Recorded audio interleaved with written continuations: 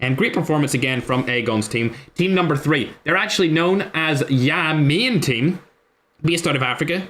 Superb games from them. I will give credit where credit is due. AE, I haven't really heard of these guys before. They're A-Jock, and they got 3rd place with 6 kills. So they're going to secure themselves some points there. Not too much. It's going to be about 11 points on the board for them. Team 5 obviously just got absolutely obliterated. Only 1 kill point and a couple more placements. Legenduski, unfortunately, I didn't see him play a lot that game. We only seen him get 1 of his 11 kills, but 14 kills on the board with 5th place is not bad at all. So good job to those guys, but I think the best performance here out of that game was definitely Aegon, and then, of course, we've seen a good performance there from G1 as an entire team.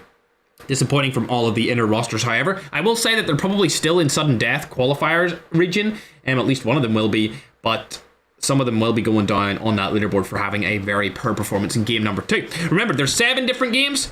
And there's players from all over the world. We've got players from the Greenest server. We've got players from the Middle East. We've got players from Europe. We've got players from Africa. And we've got players from Latin America, North America, all over the world. Oceania play in these qualifiers, and they all are here today, and they have been here the entirety of the week.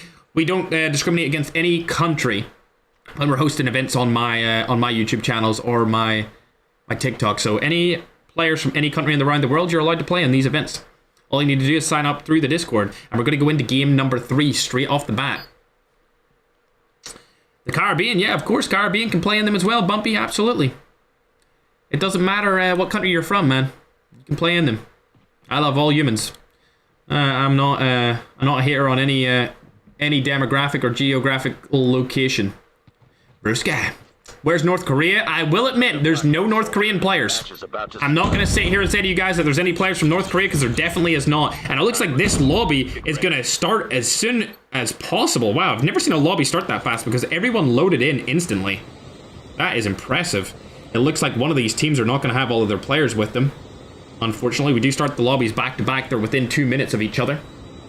The game 2 results will be with us in about a minute or so. Need Irish representation. We do, Gilmore. I will admit, being Irish myself, there is a lack of Irish representation in these kind of events, but to be honest, like, if I'm the host, then there's definitely a big representation, you know what I mean? Just as far as the players are concerned, there isn't a lot of, like, really good Irish players. Oh, interesting, Fulcrum. Fulcrum's stream is supposedly down, Mr. Insanity said. There's somebody at my door, but unfortunately I can't answer it because I'm streaming this qualifier. We'll hop on board over to Ultra. We're back on to Blackout. Remember, it's 4 Blackout maps, 3 isolated. We need Chinese players? I'm not sure if they would play. I don't know. I don't know. Ultra do land in. Speaking a little bit quieter because I don't want my delivery guy to think that I'm actually in my house and that I'm ignoring him. I'm not. I know he's there. I just don't want to leave the stream because I need to be professional. I guess it is a qualifier, so I could go answer the door, but I would definitely never answer the door in the finals. That's for sure. Adder's able to get a knock right there. Ultra in a little bit of a battle. These guys are in between 2 different teams. Demures, Clinton does knock Luger.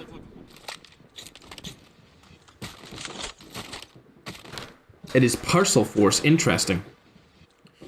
1 point straight off the bat in favor of Ultra. Let's go ahead and hop on to Eternity Esports, however, as they have been in a terrible position this entire qualifier. I've just been giving the updated results. I will put them on your screen right now, chat. YouTube's going to get them first because TikTok got them first last game. YouTube, there you go. TikTok, you're up next. Don't you worry.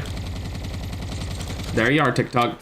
If we go through these results, you can see the Ultra are on 54 points, like I said. Inner Fury on 31 as well. So they're actually extending their lead by about 23 total points. Inner Fury getting a little bit more than Legendary. And they finally passed them up. Fury in a qualification spot. Legendary looking like they're going to sudden death. They're actually tied after G1 won the last game, both on 28 points. Your main team is right behind them with 26. And they looked like they got 0 points in game 1 and got all 26 of their points pretty much in game number 2 there. So it shows that there is a way to make a comeback, especially since we've got tags enabled and not auto-revive flight. Players coming in right through the door, and Mendez is going to get knocked along with Manny. But the third party might come in here. And if the third party does come in, it's going to be very difficult for them to get out of that situation. They know that they're around here. It's Julio and the boys. NT is going to go down here along with Supra getting eliminated instantly. They've rushed right inside. Kenjutsu now the last alive on his team. There's a player that sees him right from behind here. He's in a terrible position. If they die early this game, Eternity Esports has no chance of going to the finals. They might still get to the frickin' sudden death qualifiers, but the finals, after 3 games like this, these guys might go into the washed category. I must admit, chat, they are doing absolutely woeful. And the washed category seems to be what it is.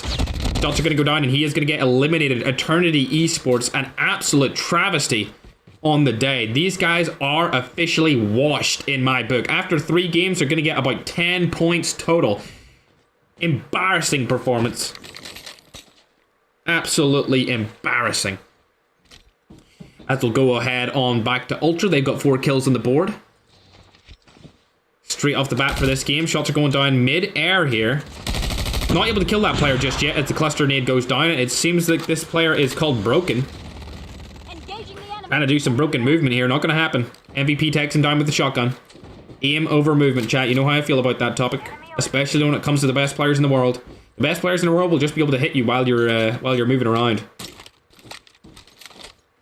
We'll go over to Inner now, as we have seen them do good in the past qualifiers, qualify for the finals of the Contenders Cup, and now they're trying to qualify for the finals of the Challengers. 8 kills in the board total for them. Inner Legendary going over to Inner Fury. They only have 1, so it looks like Legendary has taken over Fury on the leaderboards in the midst of this game. One other player's knocked here. I think they'll be fine though. It looks like Smoke's going to get shot from behind thanks to Massa. And that team should be wiped as they have 4 kills. Hopping on board with Aegon. No kills on the chart for them. In game number 3 here. Iran Custom does have a couple more kills though. 4 kills. Love to see it. As you look down to the bottom of the scoreboard, you'll be able to see Iran Royalty is on it. Syllabot is number 6. Inner Strangers still in the top 10. Uncut Esports 9th. And TPAB fall to 10th with 15 total points. It's nice to see an Iranian team up there in the top 10 so far. They could have a good performance here and push themselves even further up. I would love to see Aegon from Africa qualify. There's not too many African teams that have qualified so far into the finals. In fact, I don't think anyone has qualified from the qualifiers straight to the finals with only African players. Iran Custom getting some heals from his teammate. I don't think he realizes there's actually a guy up here. King Clout. Chilling on top of the ship. He doesn't have anything. Yes, he does have something. He has a kilo combined with an FFAR. He's just going to try and stay alive here as the Iranian team are going for the loot. As we open up the map, you can see that they are way far outside the zone, so they're going to need to get rotating and get a good spot sometime soon. Good amount of kills on the board for this early in the game, however. They got 4 kills. A lot of teams look like they're dying out instantly. Right there. Hopping on board, however, with Julio. They were able to eliminate Eternity. This is what they needed. They have a disappointing first 2 games, and now they're doing a little bit better. Team number 9 is Tango Faye. Alright, chat. So Madnan has sent me the averages. Interesting. Good intel from you, Madnan. I appreciate it. So if you want to win... Madnan, divide that by 7. Divide all of those by 7. All of those scores by 7 to give us an average points per match. However, keep that message on the screen as well because I want to see both of them. If you want to win on average for a qualifier, you need to get 145 points. If you want to place second and qualify your way straight into the Saturday qualifiers, you need to on average get 130 total points in a 7-game series. If you want to qualify for sudden death, you need to get 93 points, which isn't that hard to do in a 7-game series. 93 points is not that much over the course of 7 games. You're really not averaging too many points here. However, now, it looks like Arc Julio and the boys from team number 9 are going to be going straight for their loadout. They're known as Tango Fe or Tango Fe. These guys might be Latin American or at least Spanish, to say the least. With a name like that. However, still a bot. Not a good performance here. Legenduski is already eliminated. They only have 3 kills on the board and 2 players alive. Not even the revive flights are coming in for them right now. Uh-oh. Another bad performance here from Ultra. Only 1 of their guys are left alive here. None of them coming back in that revive flight. That is not looking good. They do have 9 kills, however, so a lot of kills here. He's going to try and stay alive. However, Eames is also in a fight with Julio. Julio able to take him down. Ali's also going to take down another. This team is coming out of nowhere right now. Team number 9, Tango. We've never seen them before. Chiz is able to take down Ross. I do recognize Ross Kid's name from the AG team. We've seen AG Fund, I believe, earlier in the week do a lot of work. Chiz is going to get spotted here by Julio, and that's them eliminated. Oh my god. Dare I say it. Are Tango Faye a little bit underrated here, ladies and gentlemen, with 12 kills? They might be the top fragging team so far if it wasn't for Inner Legendary with 13. Fury gets eliminated from this game, and they're going to fall down. We now have the averages per game, chat. What you need to get per game in order to qualify into the finals. If you want to finish first place in a qualifier, you need to get 20.7 points. If you want to finish first. If you want to just qualify into the finals, you need to be on average getting 18.5 points, which was about what I guessed. 18.5. However, if you want to get into the sudden death qualifiers and have a chance to qualify for the finals through sudden death, you're going to need to get on average 13.3 points per Game 7 series. Each match you need to get 13.3 points. I think the biggest indicator of a good team is if they average over 20 points per game, because that's on average a win and 10 kills per game. 20 points per game is very, very dominant. Almost ready. I don't foresee us seeing something like that in the finals this season, just because there's a lot more good teams making it to the finals now, as opposed to before. I think contenders had a lot of like teams that weren't really as good because not as many teams were qualified up for it, whereas now literally every good team in the world is trying to play in these qualifiers, and we are seeing it here with the skill that they have through the movement and the mechanics along with the game knowledge, all combines to make really, really interesting fights. Speaking of something interesting, however, Iran's team is still alive, all 4 up. They don't have any more kills though. They haven't fought anyone else since we last watched them, which is kind of disappointing. I would love to see them get more kills. However, as I just went off their team, they started getting them. Ready for upgrade. And it was meh, getting a knock straight onto the Hudson team across the way. Will they interact with them or will they not? That's the question. Ooh! Murdad. Another knock on the board onto Cryptus. This is a bad fight to take, I think, though, if he doesn't land that nade. They need to put it through the windows. He's out in the open here. Could wreak havoc for them. He's not able to get that confirmation on the kill on the Cryptus, which is unfortunate. However, they do have 5 kills now, which is great. Going up the kill total, I would love to see them do a little bit better here. We've seen A-Jock before as well. They did finish pretty good last game, but they didn't go too far up those rankings. In fact, they didn't even get into the top 10 off of their performance last game, finishing 3rd. Not enough points after game number 2. However, this is game number 3. We were playing 4 blackout maps and 3 isolated. It will be the same in the finals. Legendary still alive here with 13. They haven't got any more kills since we last watched them. Aegon's team also alive. Very few kills going in the hands of them too, but Majesty is the last alive. 9 kills for the team. They have been looking exceptional today so far. Making his way up and around. Tvei from Legendary also able to get a kill here. I think he's going to stay alive for now. I don't know where his tags are, but he is on the cusp of the zone. So he's definitely not going to be playing into the middle of it just because he's only 1 player. However, let's hop back on board with Legendary here as they're also on the edge of the zone. Getting another kill onto Nomi. And Mabaris also dying here. 15 total elims for game number 3. In the way of Inner Legendary here, chat. A phenomenal performance from them so far today.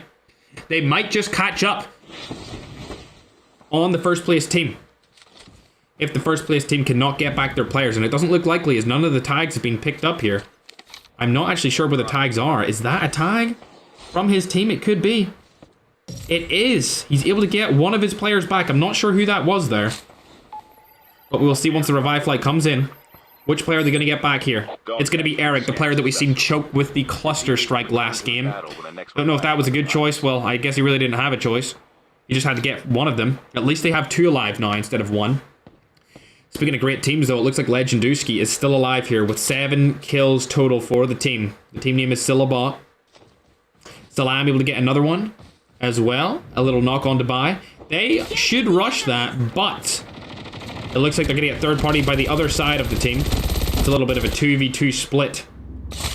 One of their players is going to get knocked here. It's going to be Config 4. Third party could also come from behind, and that looks like it's going to be exactly what happens here as the crack goes in. Config 1 dies, And now they're in an interesting position. Config 4 still alive for now.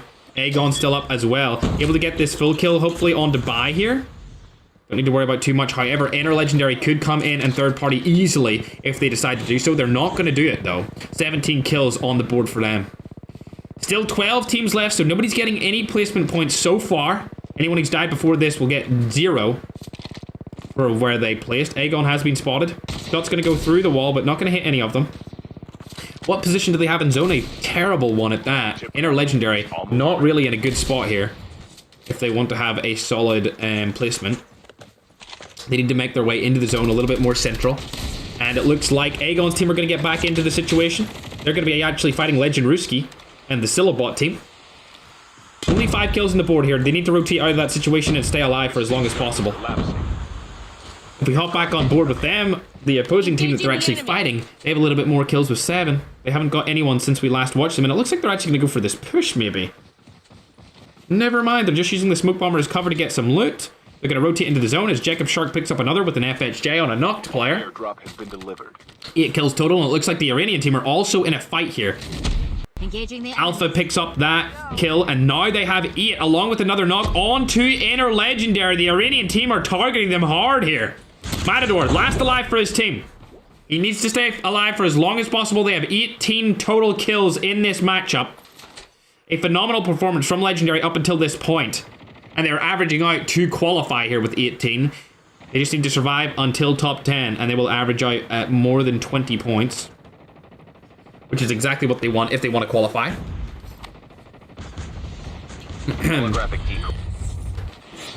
He's going to rotate out and into the zone, which is definitely what he wants to do. Firing range is not taken by any team really here. As we look onto it, literally nobody is in firing range, and there is the entire zone here.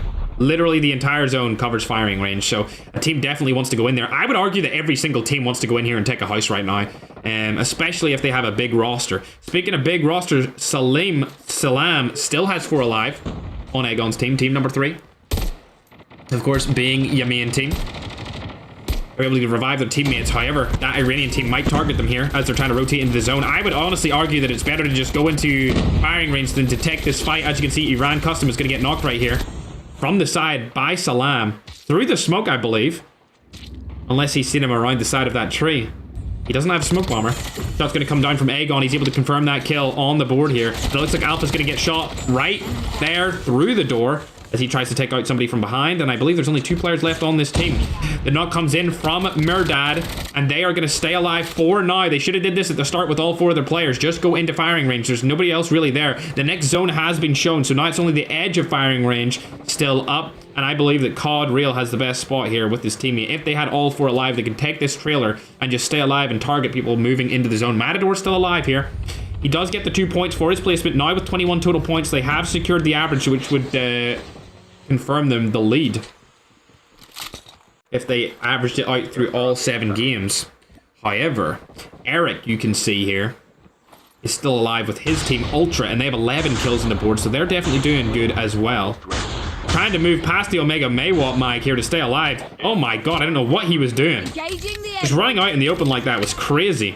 MVP still alive along with Majesty, barely in the zone. Eric was by himself there, that's why he was doing it, trying to make his way back into the zone. Terrible, terrible position to be in, if I do say so myself, but at least his teammates are alive for now with 11 kills on the board and a top 10 finish confirmed for them. Legenduski able to pick up another. Matador still alive. Let's hop on board with Legenduski as they're fighting Config and Yamin team. Aegon gets fully killed by Scylla. Shots still going down here. I think Jacob could die. He does have smoke bomber though. Legenduski trying to get shots through the smoke onto Config. Not able to land any of them. He only has 29 health left. Full kill comes through hopefully here. Yes, it does. Now he needs to heal up. He should have stayed behind that wall for as long as he could. He went out of it too quickly now. In a bad spot out in the open with no armor. Luckily gets that off just in time. Uses his snowboard to his advantage. Now rotating into the zone. We see Rossi Kid in here. Jacob Shark also following Legenduski's lead. Makes it in. Firing range is safe for now for these guys. 13 kills on the board. As it looks like Ultra have been eliminated from this game. Down to the last along with Matador just dying there as well. Over par esports still alive though. I think that Jacob and Legendowski might be able to do something in the way of getting more points here. Only 5 teams left remaining. The team with the best spot in the zone is obviously Tatan up there. They've got all 4 alive. If they don't win this game, it was an absolute choke by their roster. They have 4 alive and the best spot in the zone. Team 8 are trying to contest them for a good spot in zone, however, as well. Team 8 known as a Zeno Pita. I believe this is another Latin American roster. Jacob and Legendowski just need to use that cover that they have here. I wouldn't say that they should go up there because they're going to get targeted from the side. They should just use the fence down below them as cover, as they might get targeted from the side. Luckily, the tree, if you look over here, the tree is actually blocking the view of a lot of those players, so they won't be able to see onto Legendowski or Jacob Shark, which is actually going to keep them alive for a little bit longer than expected. I thought they were going to die because of the way that they were holding that. Again, I still think that the best spot for them is the spot where I said, which is actually down here against this fence and using this rock as cover. So probably somewhere over here and then moving up this way instead of holding that tree, because now they're out in the open. As you can see, they're completely out in the open. They can get targeted by this team on the side, APOC. They can get targeted by the team right in front of them, but they may be able to third party here if they push through quick enough onto the AZ team.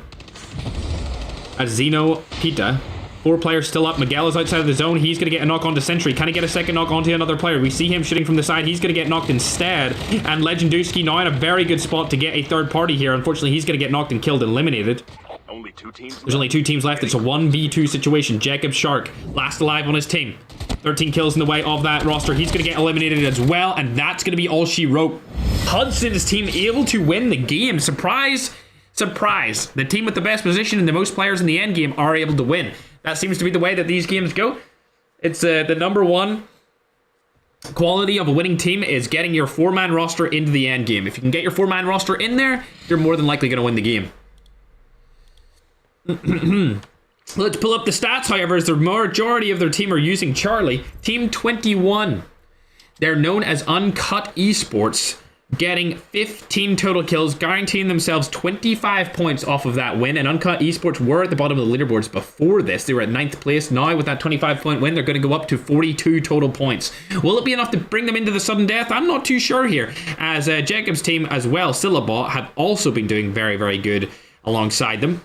They were able to get 2nd place with 13 total kills. So that's a 20-point game performance there from those guys also. APOC, 3rd again, a little bit more kills this time, so they're going to be able to make their way into the top 10 after that as well. So they're doing a little bit more in the line of consistency as opposed to killing and fragging, but that's not a bad performance. 10 kills in a 3rd place finish. I mean, it's going to get you into sudden death qualifiers if you average that out. Will it get you into the finals? No. Unfortunately not. They're going to need to do a little bit more than that. Over par, another OP roster here, getting a couple of kills as well. They got 8 total. 5th place finish. AZ. We've seen these guys in the end game. They kind of choked there towards the end. They didn't look at Miguel outside of the zone. The smoke bomber player just wasn't looking over that way, and it's definitely a must to look everywhere when you're a smoke bomber through the smokes. He just wasn't paying attention. They get a couple of kills here as well with a total of 9. As we go down the leaderboard, you can see Julio's team. They actually finished with a lot of kills here. 6th place. They were able to get 16 total kills, and a 6th place finish is going to guarantee them 18 points. As we look on to team number 1, which is Inner Legendary, they had a very good performance in terms of kills, but luckily Matador was able to get them into the top 10 and secure them 2 more points, averaging out to be 21 points for that game alone. Inner Legendary are already up on the scoreboard right now, so they will probably... I believe they're going to finish that game with about 49 total points. They'll probably pass up Fury, if I had to guess.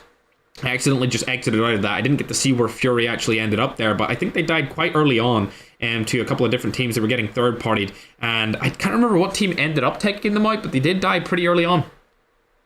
For sure. Yeah, so right now, chat, if we're going to go through it again... To place first, on average, you need 145 points in the qualifiers. If you want to place second, you need 130. Third is 109, and 4th is 93. That means 93 points on average to qualify into the sudden death, and 130 points on average in a Game 7 series to qualify into the finals directly. That's about 20.7 points per game if you want to win a qualifier stage, and about 13.3 points if you want to get into the sudden deaths. I would actually argue that that's not even that difficult to get into the sudden deaths. I feel like some good teams, if they just come together, really focus and lock in, they could get in. But obviously, the more teams that do that, the harder it will become, and the more those points will rise. You'll probably see that go up to 100 points on average in the future, especially as more and more teams come together and create super teams like you've seen from ÄMK's roster, where they have ÄMK, Lotex, Loading, or ÄMK, Lotex, Slayer, and Senior J. I said Loading there because Loading probably should have been on that team, but I guess Senior J was their fourth and final pickup over Loading. And probably because Loading doesn't like to talk that much. Senior J also doesn't really talk that much either, but I think he speaks a little bit more than Loading, and that's probably why they prefer him over the Loading player. Not that Loading isn't one of the best players in the game, he definitely is, but it all really comes down to chemistry when it comes to ÄMK and Lotex and Slayer. They just needed a good fourth, and they went for Senior J instead of Loading. Who knows? In the future, you might see a couple of roster changes there if they don't win the finals this week. They have already qualified, by the way, to the finals. They went through the qualifiers this season instead of going through the big creator route. Big creators obviously get a bye into the finals to go against the best community members. However, ÄMK's team didn't want to do that. They wanted the practice, so they played the qualifiers, ended up winning their day, and we gave the big CC team slot to Balor's team instead. What was that? Yo, Soy Estella, thanks very much for the gem gun. I appreciate it. Time for the mission. Get ready. Thank you very much for the gem gun. Tribe Frags, we will be launching a new Tribe Frags channel very soon. It's actually not a new channel. It's one of my older channels we'll be launching it on, but it will be like a new reimagined version of Tribe Frags just because I'm no longer in Tribe anymore. And there's no reason for me to be on Tribe Frags, and they just don't do it anymore, it seems. The channel's just kind of collapsed. Well, at least now that I own the channel, the new one, it'll be launching on January 4th here, the same day as the finals, so make sure to stay tuned for that. Indeed. Inner Fury moving their way down. They're landing on top of a team here. It looks like it's Iran Custom. We're back onto Isolated here for game number 4. Somebody might get executed. There's 3 different teams here landing. Fulcrum Shift also on and around this area. Alpha's right in front of him. Ames is looking for the first kill. He sees Med Dad. Shots go down. He's able to knock him. Can he get a second knock? No, he can't. He's going to die from behind from Iran Custom. Looks like a lot of different players are coming in here. Fulcrum shooting from behind. Shotgun goes down, 1 tap. Enemy down. He needs to get that kill confirmed, unless he wants somebody else to get it. Fulcrum Shift instantly dead at the start of this game. We've seen him before in these tournaments, and now he's here again. Inner's still alive for now. Trapmaster going down from Massa. It looks like Notion might be able to get this pick onto Ames, but he's not going to go for it. The Iran Custom team are also rotating out of that position as well. For now, they are alive. Inner Fury live to fight another day. Legendary, on the other hand, haven't even seen anyone this game so far. 3 kills on the board from Fury. Looking actually very good. Off the start, 3 kills, all 4 players alive. This is a great start for them. Iran Custom team, unfortunately, terrible start so far. No kills, and one of their players are still alive, or dead, with other ones still in the line of fire. Fulcrum's team are over here as well. Now, oh my god, there were 6 teams that landed here. So many fights are happening as Royal and Autred are trying to come in with Reflex to make something work. As we go down to the scoreboard here to see where Fulcrum are. Fulcrum and Baby Face, along with Michael, still alive. Notion did get knocked and full killed, unfortunately. And it looks like Scylla's team are on a very bad start as well. We'll hop over to Whip, Royal, and Autred because they're in a fight right now. And it looks like Royal's able to take down 1.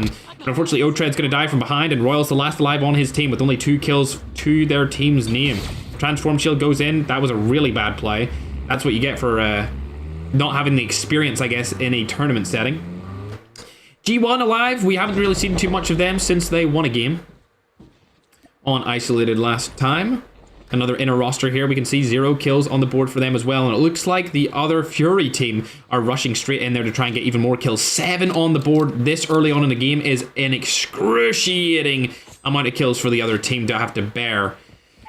Because that's going to put Fury even further up on those leaderboards. Speaking of the leaderboards, however, chat, we're going to go ahead and update them right now on your screen. We'll do TikTok first because we did YouTube first last game. TikTok, there you go. Game 3 results are up there on your screen. And YouTube, we're coming to you right now, updating them on your screen at the same place where they always are. Looking at the results so far, Ultra's still in the lead by about 19 points. Closely followed is Uncut Esports right behind Legendary. Inner Legendary, that is. 49 points and 42 points apiece for both of those teams. So the top 2 to 4 are not safe. Actually, I would argue the top 2 to... I want to say the top 2 to even, yeah, the entire top 10 is not safe at all. There's less than 20 points in the top 10 from 3 to 10 is very close. An extremely close situation for them. Ultra obviously have a vastly larger lead, similar to what we've seen from OG yesterday, a team that I also didn't know. They're cooking up a storm here. Inner Legendary, about where we kind of expected them to be. We expected them to qualify straight into the finals, and Inner Fury are slacking quite significantly here compared to Ultra. I thought the Inner Legendary and and Fury, sorry, would qualify. But Ultra being our dark horse team for the day, it looks like they're going to take their spot, especially with that kind of a lead. There's 19 points difference between Legendary and Ultra, and between Legendary, actually between Uncut Esports and Main, CIC Main, there's also 19 points. But there's a lot more teams in between those than there is in between the first and the second place. So it is a bloodbath right now. We haven't really got a standout top 4 or even top 6. They're all so close together. I will say that if Legendary have a good performance here, they will secure a little bit of a lead, but it doesn't look likely as Fury are cooking in this game, and it looks like they found Iran. Engaging the enemy. Iran Custom gonna go ahead and get knocked right there, unfortunately for him. He does still have teammates alive, though. A few of their guys still up, but they are getting 0 points so far. As his team leader dies, Alpha looking for a play here. Gonna try and get into the car, but he's getting shot from behind. Who is third-partying him now? This was a terrible place for them to drop. There were so many teams that landed here. Honestly, if you weren't a good fighting team off the drop and you didn't get some guns, you were in a bad way. It looks like Cody or COD Real is going to be able to pick off Iran's Customs tag. Legendary still alive for now. Only 5 kills, though. Whereas Fury has 10. Going back on board with Aegon, he's from Yamin team, who have 38 points so far. They've had a couple of interesting games so far. One really good one. It seems like that really good one literally got them 36 of their 38 points. Something crazy like that. Actually, 26, I think. Moving into the zone here, they've spotted G1. G1 are still on the leaderboard, unfortunately in the 7th place position. They're going to have to hop out here, get the knock straight onto one of the G1 players, but a knock and a retaliation kill, a revenge, a trade comes through. Salim is also dead, and it's now down to Config. He's the last guy alive on his team. Config 4. They got ambushed from the side. They've got 9 kills, however. They need to get more if they want to stand a chance of qualifying into either sudden death or the finals. I think a third party did come in there at the end, towards the end of that fight. If we hop on board with G1. Yes, it is. The Overpower Esports team are there, ready to get a third party fight enabled. G1 Keel has just went around the side of them. Luckily, he got away. Noob is also still alive along with Mackie, and it looks like there was a 4th party situation as well. 2 different teams took that fight. I see Eternity Esports finally on the kill feed, not in the way of dying though. They're actually getting kills this time, so we'll hop on board with them and see what they're up to. Only 3 total kills for this team. They need an absolute miracle to even hop on the scoreboard, let alone get into the sudden death qualifiers. They have had a disastrous day so far. Absolutely awful. I would say they're far past embarrassment at this point. NT dies as well. Now only Dusty and Kinjitsu alive.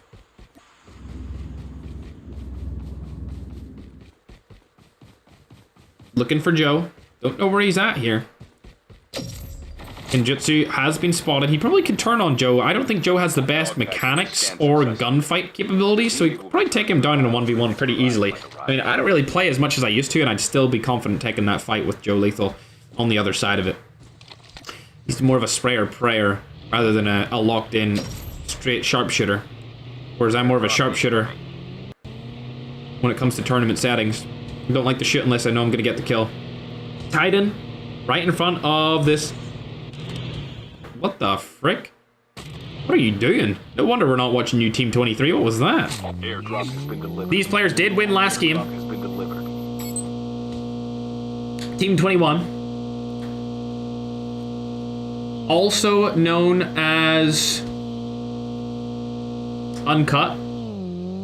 Man, send me the team list again. It's way further up. There we go. W. Uncut Esports. All 4 of their players are up. I don't... Oh, yeah, they are. They are in sudden death. Wow, okay. I was looking at a... Wow, Uncut are in sudden death. That's really surprising with 42 points. I was looking at the different scoreboard there for a second. I was looking at Fury. Yeah, okay. Gotta close those out. Damn. Fury did drop down to number 6. Airdrop has been That's bad for them. They're gonna need a big push when it comes to the rest of these games if they want to get into the final straight up. Especially with that lead that Ultra has. Speaking of Ultra, let's see where they are in the map. They're still alive, only 1 kills. It seemed like they have went from ultra aggressive to ultra passive and keep the team alive. After that 36 point performance that we've seen from them on the first game, they've decided and opted to go for less kills and just placement. I think they're just trying to get the average, to be honest, of about 20 points per game now. As Clinton does get another pick off onto RTT Nikio. Madrid also falls. Now getting a little bit more kills. They have 4 on the board. Alpha is behind them here from the Iranian Customs team. Nades are going to come down. Is it going to land? No, it's not. He's going to kill Alpha instantly here, trying to get some tags. Not going to happen, buddy. 5 kills on the board now for Ultra. Again, in a good position. If you look at the map, they're in the zone. This team's going to jump out of the helicopter, and now they're going to be in a bit of a dogfight here. It's Reflex, Royal, Otrid, and Whip. We've seen these guys fight here before. They landed here earlier against the Iranian Customs team. A little bit all over the place here. We'll hop on board with Eric as he is in the front lines right now. Along with Demures. Clinton's going to rotate back using the snowboard. Good movement there. He needs to heal up or whatever he's trying to do here to get out of that situation. Royal does have a flank on them as well. I think that's why they're rotating around. Because Royal could shoot them from behind here. As you can see, he's further over to the side, whereas Otrid is in front, along with Whip, and Reflex is also straight ahead. Wow, a cluster nade goes in? I don't know who that killed there. It was Ali. Hold up a second. Engaging the enemies. They are getting third-partied. Enemy Ali was able to eliminated. kick down 2 with the third-party play by Inner Fury. Luckily, that other team got out of that situation just in time before the fights really came in here. In the way of Ultra, they seen the third party and they decided we need to get out of here before we get absolutely obliterated by 2 different teams. And that's exactly what they did. They rotated back and they stayed alive. Inner Fury obviously capitalizing on the position with 15 total kills on the board right now for their game. Oh my god, Aegon with 9. The player himself from Africa about to get double-digit kills. 13 on the board for the whole team. It's been a great performance today so far from Aegon and Salam. This is the first time we've seen African pro players really hold their own inside of the qualifiers. Every other day, the African teams just have been, I guess, underperforming. I would say a little bit on the side of overrated. But it looks like Aegon's team, main team is what their actual name is doing pretty good here. 13 kills, 9 coming in the way of Aegon. We've seen Salam also get over 10 kills in one of the matches before, where they secured about 20 points. Now going back on over to the Iranian Customs guys, they have 3 kills total, not very good so far in this game. They need more kills than that. They need as many kills as Inner Fury has right here with the 16 kills. It seems like Legendary and Fury trade places on how many kills or who gets the most kills from each team in each game. I wonder if it's a map dependent thing or it's just out of coincidence. 10 on the board for Legendary, 16 on the board for Fury. Both teams very good in their own right. All of the first, second, and third teams are performing super well. Let's go down the list, up onto the other side of things. We did see Julio earlier with his roster, team number 9, obviously being Tango Faye. If we hop over and look at the leaderboards, they're sitting in the 9th spot. So not too good, but they do have 7 points here, so they could make something happen. As we go down to G1, they also have a couple of kills here, 8 kills total. G1 have 28 points going into this match, so now they have 36. But I don't think they're going to catch up to either of the inner teams that are on the leaderboards. Especially not going to catch up to Ultra. They're well out in the lead right now off the bat. Game number 4 is underway. That's what we're in right now, chat. If you're watching on YouTube, I'm also live on TikTok. And if you're watching on TikTok, I'm also live on YouTube. TikTok, if you want to see a horizontal version of the stream, you can go over to YouTube. And YouTube, if you want to see a vertical version of the stream, you can go over to TikTok. All the follows are appreciated. We're going for 800k here on the YouTube channel. We're going for 2 million on TikTok. 2 mil. Also, you can check out my new recent TikTok talking about this event, and if you're interested in participating on them, just comment on that TikTok and then join the Discord. Maybe even save it, repost it, do all the good stuff. Aegon gonna get knocked here by Dusty. This is interesting because this is the first time Dusty has played or actually got a kill against a solid team here. Aegon being their top fragger here, it's not looking good, but I think Dusty's gonna get killed from the side here unless he can get out of that situation. A third party could definitely come in very easily onto this team because they're on top of a hill and there's a lot of different places they can get knocked from. Super able to take down Config, however.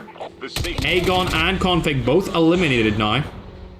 It's down to Config 4 and Salam to make something work. We've seen Salam get double-digit kills before. Can he do it again? Inner are already third-partying the team. Like I said, they're on a very interesting position here. You can third-party on top of this because they can be seen from across the entirety of the map. Zipper's going to get knocked here by Config, surely, unless he turns on him. The smoke bomber goes down. He's not going to be able to connect any more shots. Config's able to take down Dusty. And now in an interesting situation, they're probably going to get third-partied here as Dusty's been knocked and the kill feed is going to show that. Unless Inner decide not to do it. Nope, they are third-partying this. Inner Matador, it's the Inner Legendary team have decided to come up and try and take this 3v4 situation. And if I was Eternity, I would go into the zone right now and get out of there as fast as possible. It looks like Matador actually is going to rotate back. They're holding them out. They're deciding not to push in, and they're going to hold the angle of the zone rotation. Eternity Esports going down the hill, trying to get out of this position that they're currently in. They might rotate into Salam, though, which would be even worse for them because they would then be in between two different teams. It's hard enough being between one team, but being between both is going to be a difficult situation for them. It looks like Salam's going to stay outside of the zone and go for the tags of the players that he was just with, being Aegon and Config. Both Config players now down. Eternity gets into the zone. Inner are getting third party by G1 now on the side. And it looks like Fanzy's providing a little bit of a distraction, but it's not looking good for Inner Legendary as they're fighting outside of the zone. Able to take down one. Looking for the second on to kill. He is going to get knocked. And now Maki, the last alive in this dogfight, has been knocked. One of their players just opted to go into the zone entirely and stay alive, but it looks like all of the rest of them have been eliminated. So that goes 3 kills in the way of Inner Legendary. Now they're sitting at a lot of different kills here. As we go on to Fury, however, they have a player getting 10 kills in one game. Another double-digit performance going into the middle of this game number 4. 12 kills, or 12 teams still alive. Salam's still up as well. He did try and get his teammates back, but he's not going to be able to do so, and they're going to be eliminated. Unfortunately, Aegon doesn't get to reap the benefits of being a double-digit performer inside of this game, as there's only 11 teams left alive. Massa, however, like I said before, double-digit kills this early on in the game could wreak havoc for Pangito, who owns the current kill leaderboard with 14 kills inside of one singular game of the qualifiers. A solid performance from him earlier in the qualifier days. Teve has spotted a team up on top. They're not going to go for them, however. 15 kills on the board from Legendary, and it looks like 20 from Fury. So both of the inner top fragging teams are doing superb in this game, along with Iranian Customs teams still alive. 8 kills on the board for them. They're looking good here. They are definitely looking good. Trying to stay alive for as long as possible. Definitely the move that they want to make. They are in the zone. They have the best spot, in my opinion, in the zone, or at least one of the best. I would say they have the second best spot in zone, actually, because there's a team that has the site up here. I believe it's Crash Site. Oh no, it's the Medical Institute. Up here is probably the best spot in the zone, especially right here. As long as people don't know you're in this area, you're going to be in a very good position, because if they don't know you're here, they're not going to need it. And even if they do need it, you could probably go away from them, but you're covered from both angles. And now there's nobody up here except for Reflex. You're definitely in the best position in the zone right now. Along with this team also having a solid position. These guys can't see this, though, as Reflex takes the position that I would have taken if I had the chance to play.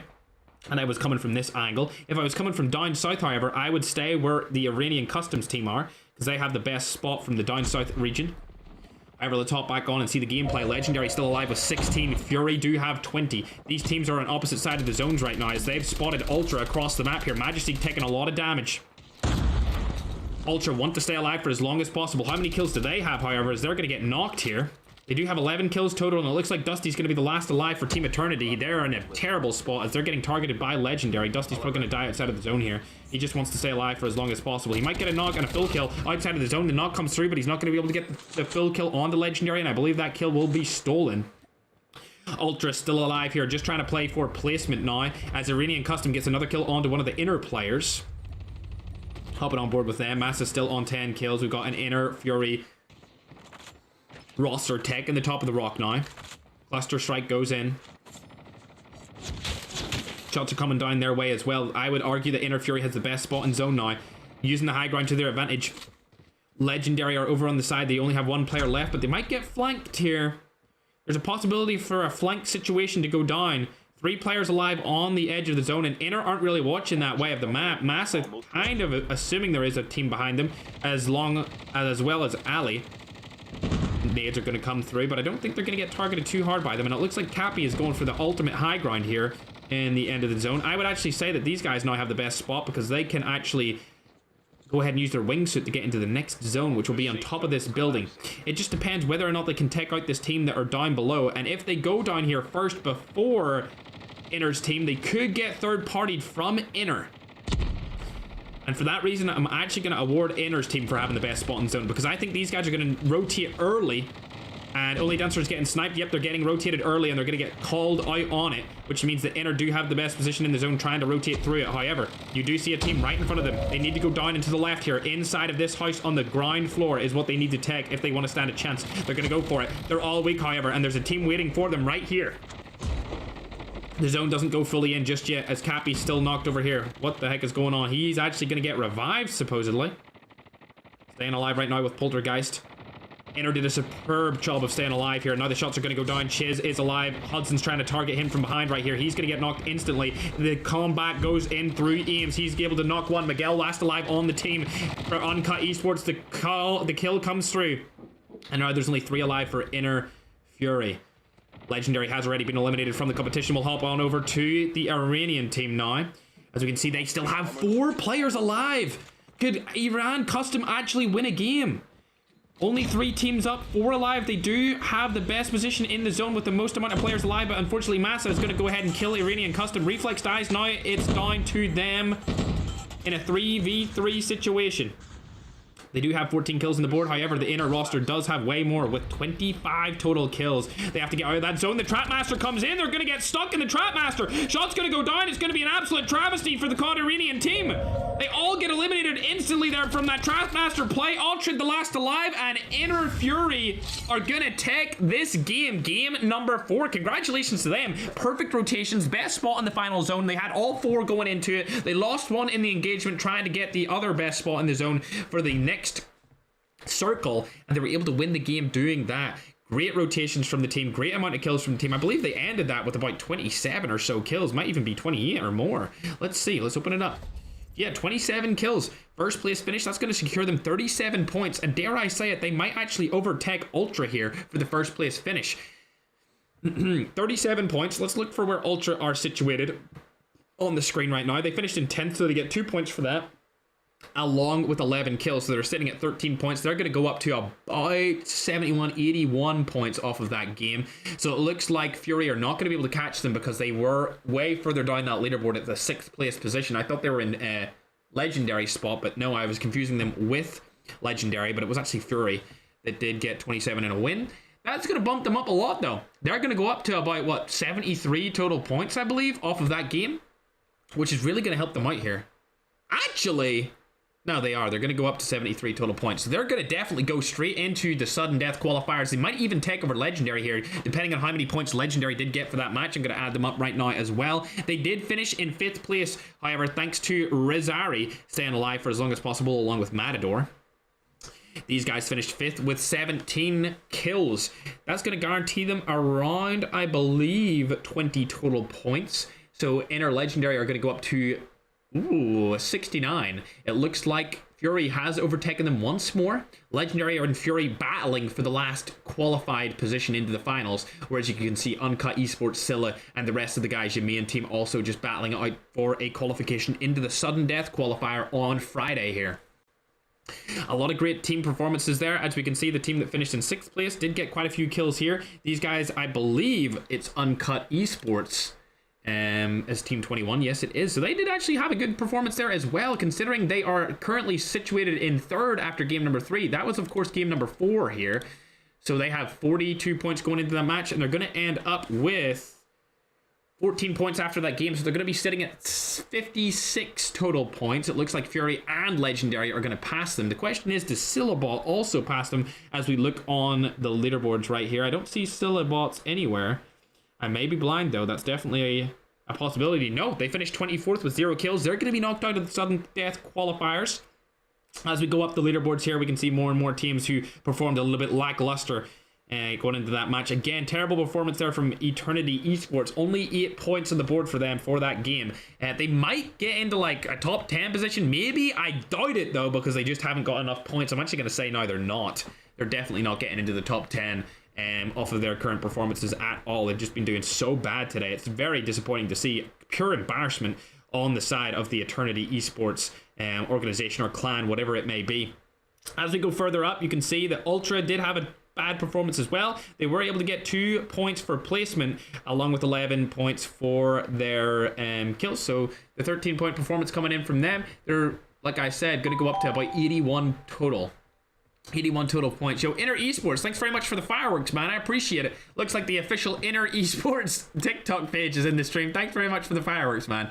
Much love to you, bro. I don't know who's running that account, but I appreciate it. If we look over onto Aegon's team, I see a couple of people asking about it in the chat right now. Aegon's team, obviously from the African region. They finished in 12th place. However, they were saved by Aegon's kills here. They were able to get a total of 13 kills.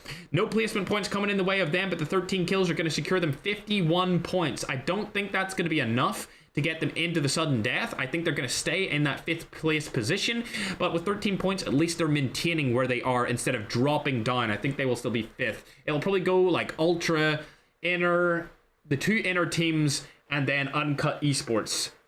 So 2 Inner teams, Uncut Esports being that 4th place team, and then I think the main team will be in there at 5th place still. They did do a 13-point performance, which is kind of below average of where they want to be. You want to get about 14 total points on average to secure yourself a spot into the sudden death qualifiers. If I go up on the officials, it's 13.3 points to qualify your way into the sudden death qualifiers on average. And if you want to win a qualifier day, you need to get about 20.7 points. So about 21 points if you want to win a day of qualifiers on average, of course. We'll be getting this game started and underway as soon as possible. This will be game number 5, chat. We just watched game number 4. We're going back into Blackout, my favorite map to watch, spectate, and host on. It's just something a little bit different. I'd love to see COD Mobile release a map that is, again, big like Blackout and Isolated. A new big map would be something I would love to see them push out into the game. But unfortunately, we got a small map for this year's anniversary. Big map would be far better, in my opinion. Maybe even just tech like Verdansk from Warzone Mobile or one of the other like Warzone maps. Just bring it into Call of Duty Mobile like you brought Blackout in from the official Blackout Call of Duty and Battle Royale before Warzone was ever released. If you don't know, this map, Blackout, is from the Blackout Battle Royale mode that was released back, oh god, it must be like 2018, maybe 2019. And Call of Duty released that map as an entire mode on their PC and mainline version of their game, and then we got it I believe in 2021, a couple of years after. So I would love them to just bring us more maps, bring us more big maps on Battle Royale. Battle Royale deserves it, and they need more support, in my opinion. We have been giving you guys a lot more support, and I've been talking to Call of Duty Mobile myself the past few months. It all started, I would say, in the springtime of 2024, and then by summer we were able to finalize a lot of different tournaments, and they ended up being the biggest tournaments of all time for Call of Duty history, even bigger than the Champs qualifier, or the Champs in general, which had about 2 million in terms of total prize pool. We actually absolutely dominated those guys in terms of viewership for the finals of those events, so that's why you see a lot more Battle Royale tournaments happening. And because Call of Duty Mobile are now starting to support them. Savas with the 51 months over on YouTube membership. What's up, Savas? You still rocking the Modern Warfare 3? I believe is that the 20th Prestige icon, Savas? I think it's the Prestige Master with the X, which would be 20, right? Anyway, getting back into the next game, ladies and gentlemen. Let's get to it. If you haven't already followed or subscribed, make sure to do so. And it looks like our team has already got Game 4 underway in terms of qualifying points. I'm going to go ahead and put them on the screen right now for you guys. As you can see, Ultra are in the lead with 81 total points. Here we go. Shortly after, though, you're going to see Inner Fury with 73, Inner Legendary with 69, and Uncut Esports with 56. Like I said, it would go Ultra, 2 Inner teams, Uncut Esports, and then 5th place would be Main team. A solid performance there by CIC Main, which is a team founded by Iranian Customer. At least I would view him as the team captain because he's the biggest creator inside of it. That's just the way I go with these things. So Iranian Customs team actually performing very, very well. As a fully legit team from Iran, I'm very impressed with their performance here so far in the competition, especially since he's quite the big creator himself. It's difficult to perform on the main stage being a super huge creator. You got a lot of pressure on your back. Speaking of pressure, however, Inner are going to be feeling it right now. Fury just ahead of Legendary when it comes to points. Only 4 points in it between qualifying and between going to sudden death tomorrow. If you guys are new to the stream, we are doing a tournament qualification stage right here. $5,000 are on the line for this tournament. We've been casting and hosting from Monday, and we will be doing it until Friday with the qualifiers. Saturdays will be the finals. Saturday will be the finals. If you haven't already checked out the TikTok, I'd appreciate if you did it. It's my most recent TikTok. Go show it some love. I'd really appreciate it. It's actually doing pretty well.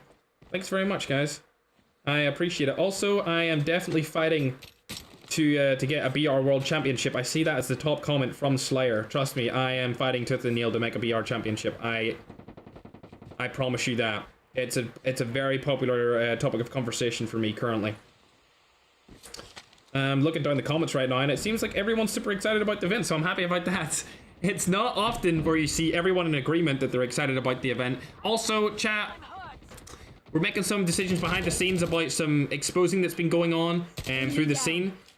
I just want to let you guys know we have a zero tolerance for hackers, so if there's any evidence presented to us of people hacking, we're unfortunately going to have to take them out of the competitions. Just for future reference, if you see any of your favorite players aren't in the finals or anything like that, even if they're a big creator, we're going to have to take them out of the finals, unfortunately. I just don't have any tolerance for hackers in these events. I want them to have a lot of integrity. I want the best players in the world to be showcased, and I don't want any hackers to be involved. Inner, thank you very much, man. I appreciate the star map, brother.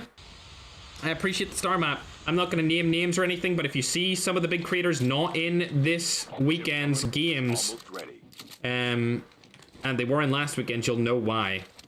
I just don't want to put anyone on blast. I'm not going to shout at them or do anything, but we have been presented quite a lot of evidence to suggest that a couple of big CCs have been hacking, not only in the past, but they have been doing it very recently, so we'll unfortunately have to take them out of the competition for the finals and replace them with other big creators. Madman, of course, knows who I'm talking about right now. Who the big creators will be that are replacing them, I'm not sure just yet. I'm not sure who will be replacing those bigger guys. But yeah, we have a zero tolerance for hacking here. I've won many competitions in the past on multiple different esports titles, and I've never had to use hacks, and I feel like hacks are they just destroy the entire the ecosystem of a professional league and also the integrity of esports, so we just have that zero tolerance for them entirely. If we see anything, it's an instant ban.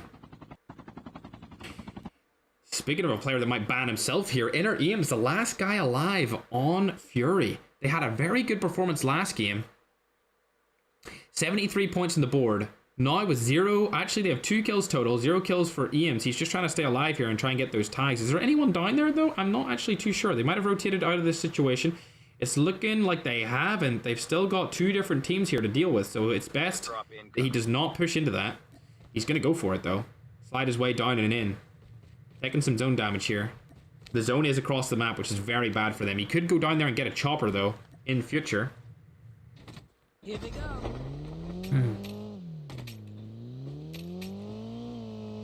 ÄäMK's team, only 1 kill for them as well. They're known as Yamin. They're sitting at the 5th spot. Looks like he spotted Envy up here. Oh no, he didn't spot Envy. He's gonna die to Uncut, it looks like. Never mind, he gets out of it for now. This is Uncut Esports, another team that is in top 4. If they were able to take them down and survive for a long time, they would pass them up on the scoreboard. They're only 5 points ahead of them. Currently, Uncut is going to qualify for the sudden deaths, which are on Friday. Iranian Customs team still alive for now. One of their players have been eliminated, but I think they'll be able to get that revive flight and bring him back. Oh, he's hiding. Alpha's hiding right here. Shots go down. He's able to get 1 knock. Unfortunately, not able to get the kill. Trade comes through from Sentry. Caudrail trying to find a gun to use. Not going to find it just yet. Gets a snowboard instead, it looks like. Never mind. It was a switchblade. I thought the switchblade was a snowboard there. Actually, good as... He does have the mythic. These guys are in a bad spot, ladies and gentlemen. A very, very bad spot. Going into the mid-game of this. Other players in a bad spot here would be Inner Fighter, as he just got knocked. Actually, still alive in the team and along with Nomi. The trade does come through. Cryptus, the last person alive on this team. Actually looking around for them right here. Snowboard is being used by Cryptus. Get the trades in. There they are. They're confirmed. Ashley confirms one. Now only one player alive beside them. They're already knocked, however, as Cryptus gets out of that situation, and they're going to live to fight another day. Dusty's team, on the other hand, Eternity Esports, a absolutely woeful performance from them. I'm going to keep calling them out for it. It looks like they're trying to set up cars there for a second to block off the bridge, but that's actually not what they're going to do. They're just going to try and get people into the drift car. Player has been spotted right in front of them. It's bye. They're not going to go for that play. As we look over to the zone, they might still block off this bridge with multiple cars. I'm not sure if that's their plan or if they're just going to drive right past. Okay, they're just going to drive right past him. That's totally fine. 4 kills on the board. They need to stay alive and have a very good performance if they want to even get into the top 10. They need an outstanding couple of games here if they want to stand a chance of doing anything. Remember, this is game number 5, chat. Game number 5. 62 players left alive.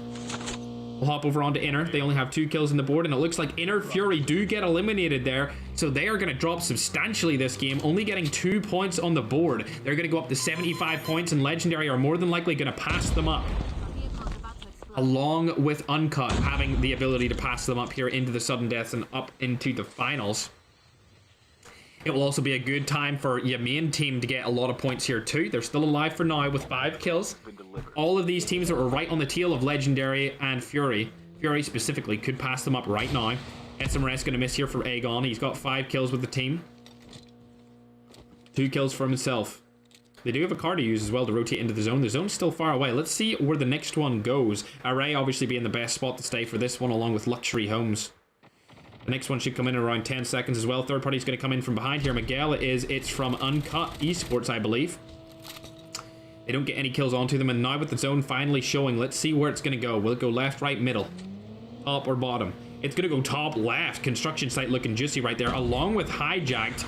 But I must say, if I wanted to pick a spot myself, I would probably go for Luxury Homes, the most left house on the bottom, or that store that's in the direct middle of the zone here. You can camp inside the store, and there's a little shack in between there.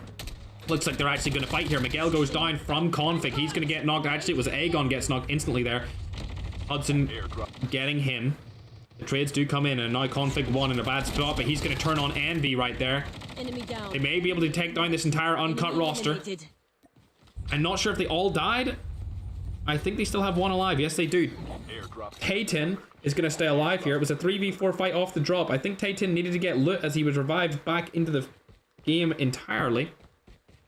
Miguel also finally eliminated. These guys are in a bad position. Uncut Esport did have 56 points going into this, and now they have 60 points. Still 20 teams alive this late into the game is crazy. A lot of teams just trying to fight and stay up for as long as possible. Really bad position for Uncut. They were qualifying for the sudden deaths here tomorrow, but as for now, I really think the main team are going to take over them, and even possibly the Iranian roster, if they're still alive, if we can find them. They are still up as well. They only have 2 players alive, though. Airdrop has been delivered. Should be able to get their teammates back with the revive flight here as they're still over by the cargo area. We've seen cargo as the place where X team who have qualified for the finals like to drop as well. So if Iranian were to make these finals, they would end up landing with the X team in Blackout. Don't think that's a good position for them to be in. I wouldn't land against another really good team off drop if I was playing in these on the finals. Just stops both teams' chances of winning if you land beside a team. It'll be interesting to see if anyone can test Akman's team in the finals, because they land Turbine for Blackout, and then they also land Black Market for Isolated. Holographic decoy. Matador still alive for Legendary. I'm trying to get Teve back into the game.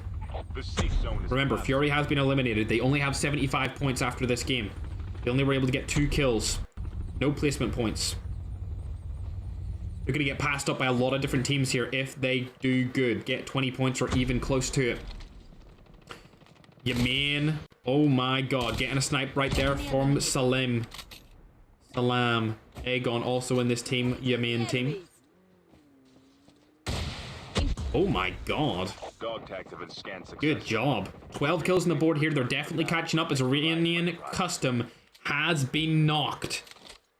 This is not looking good for them as there's only 1 player left on the roster. They only have 3 kills as well, and it looks like he's absolutely surrounded. Using the door being open as cover here to get some intel of what he should do. Inner Legendary going to walk right past this guy and focus on the team in front of them. It looks like there's a couple of teams in front of him here. Multiple different ones. APOC are up further on the hill, and a little guy right here is going to get sniped from the side. A lot of teams indeed are right here. May Dad needs to get his teammates back into this game if he wants to stand a chance of winning. Or even getting more points, and it looks like that's exactly what he's going to go for. He's going to go for the tags as Legendary are rotating into the zone. Salam's still alive with his entire roster and 12 kills on the board. All of them have 3 apiece, which is very good teamwork from them, if I do say so myself. If we go further into the zone, you'll see Legendary are holding the lower ground. And it looks like APOC are going for the high ground instead. Surprise from APOC is sitting in the middle. I think Vigo is going to die outside of the zone here. Yes, he does. He gets knocked, unfortunately. Gods may also die as well. He's one shot, 6 HP. Only 6 HP left. Gets the shield on. Advanced shield comes through, so now he's back up to full pretty much. Mayrod, did you get a revive flight back? He got 1. He might die outside of the zone here. Unfortunately, APOC Surprise is in front of him. The smoke bomber goes down. It looks like he's going to get the final players from his team. The smoke bomber misses, unfortunately. He needs to do this quickly. Be able to get both players' tags back and a free kill on to Vigo right here. He can get this revive and get an extra point for his team. Engaging the enemy. Good job from him. Unfortunately, he's going to die outside of the zone here. Not much he can do about it. The zone's just too far away for him. I don't know why he's sitting debating what he wants to do here. He just needs to run into the zone, but it is too far. He says, farewell, ladies and gentlemen. Thank you for letting me play in the tournament, and thank God I got 3 of my teammates back in that endgame. Never mind, he didn't get them revived. He was too late in reviving them. Wow. Never mind, they do come back. Oh my God, what a glitch. I thought they didn't come back there, but they are back in probably what will be the final, or one of the final revive flights, ladies and gentlemen. Good job to him. Clutching up for the team. Inner Legendary still alive for now. 7 kills on the board. A pretty disappointing performance from them so far. Not as disappointing, however, as Fury's Game 5. The Iranian team are back almost as a full 4-man. They've got 3 up. Your teammate will return to the battle. AZ. 7 kills on the board. They are looking pretty decent here. They're over by Hijacked, I believe. In a little bit of a confrontation between them and another team. Oh, okay.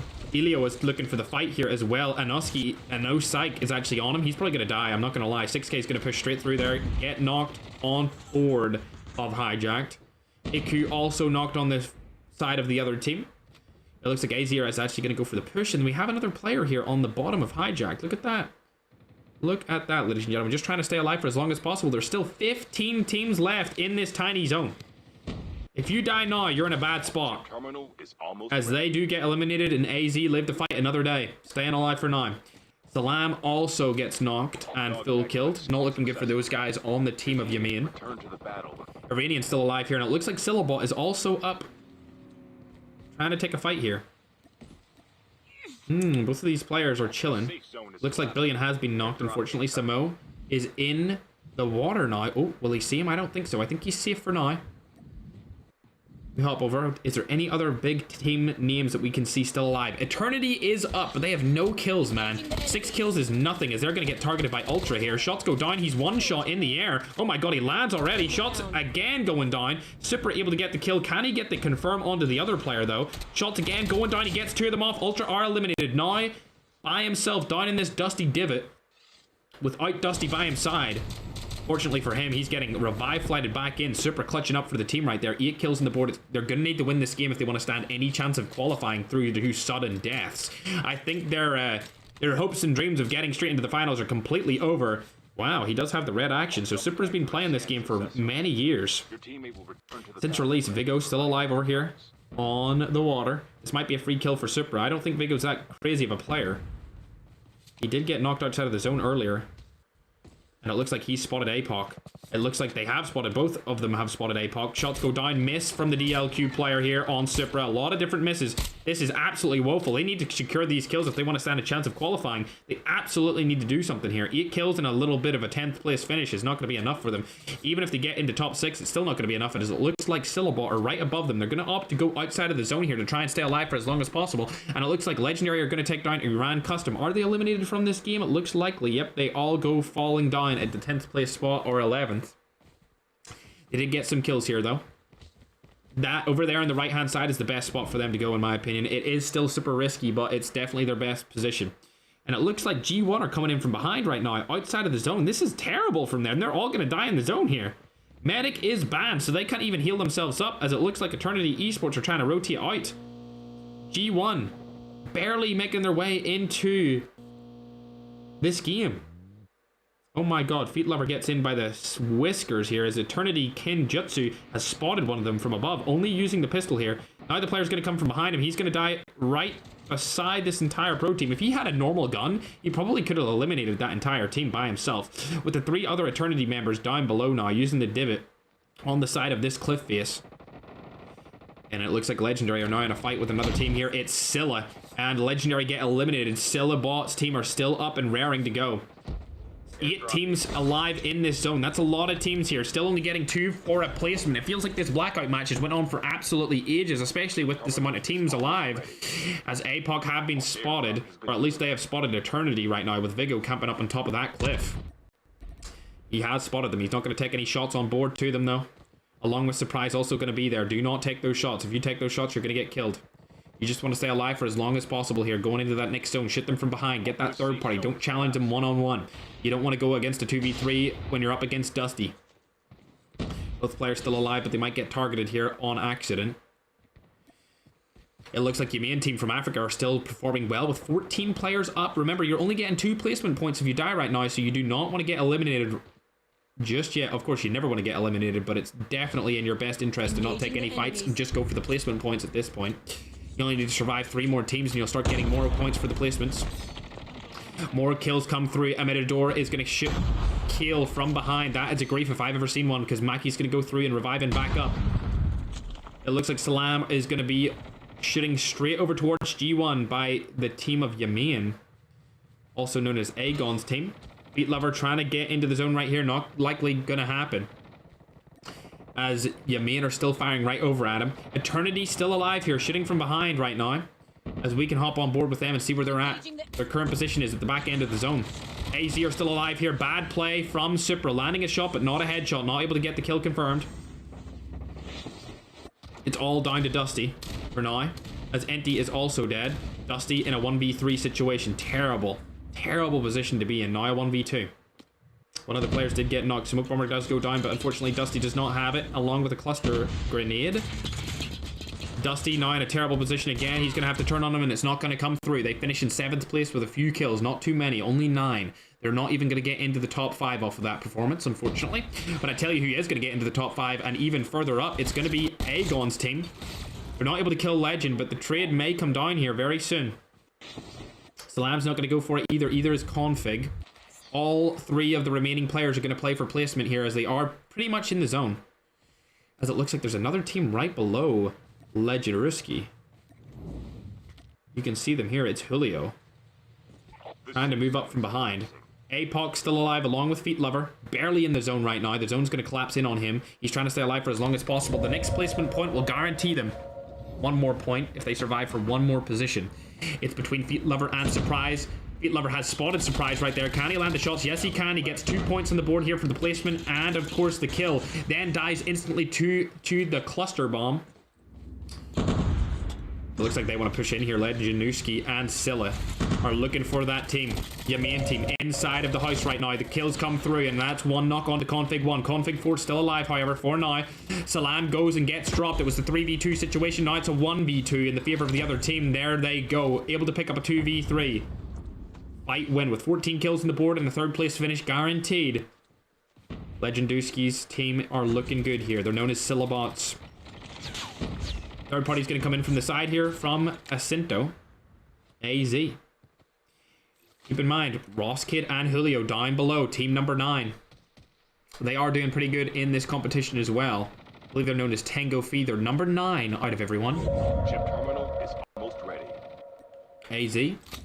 They have a solid position, but I think the best position right now would be Legendaruski. Oh, never mind. Did the cluster strike come down? No, it didn't. He needs to put it down right now if he wants to stand a chance of winning this game. This is a perfect play. We've seen Eric choke this before. I think he's just putting it a little bit further back there than what it needed to be. It might be another choke from that cluster strike. He needed to put it a little bit further back, unfortunately. Smoke does come through here as they're about to get 3rd party from behind. Legendaruski dropping with Scylla on the other team. Given time to AZ here to get the revive. Julio dies outside the zone and so does Legendaruski. It's now a 1v3 situation if they're able to pick up that player. Scylla right in front. Trapmaster or Transform Shield, sorry, goes down, but it's not going to be enough as Scylla gets dropped by Century. 17 kill win in the way of Asento. And they're going to go back into the top 10 leaderboards. They just got kicked out of it, but now they're going to be back, ladies and gentlemen, with that 17 kill win, securing themselves 27 points. And a little bit of a game crash there for me. Interesting.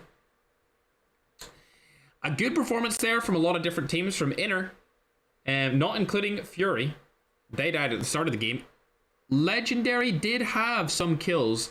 Not a particularly good performance in terms of placement, however, but a good showing out there from Yamin. I think they might actually take over Uncut Esports and Fury, depending on how many points they got on that. Unfortunately, I didn't get to see it, but I think they got close to 20 points that game, and if they did, they'll be right on the tails of Fury, and they will have overtaken Uncut Esports, meaning they're into the sudden death qualifiers here. And now, since that was Game 5, we're going to be going on to Game 6.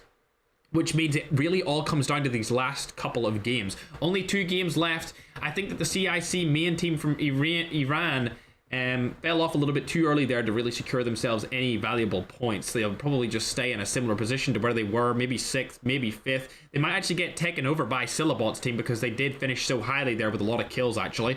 They're definitely going to get taken over by them with 41 points total last game before game number 5, which we just watched. If I remember correctly, they finished 2nd place, which would have got them 7 points. I think they were close to 20 kills. I'm going to give them 18. They probably got 25 points that game. They're going to go into the mid-60s, maybe the high 60s off that game alone. So good job to Syllabots. They're going to take over CIC. I don't think they'll take over your main team. They got a lot of points as well. Possibly take over Uncut Esports, though. I can't remember where they placed or how many kills they were getting, but it wasn't that much. They didn't really have an impactful Game 5 performance, chat.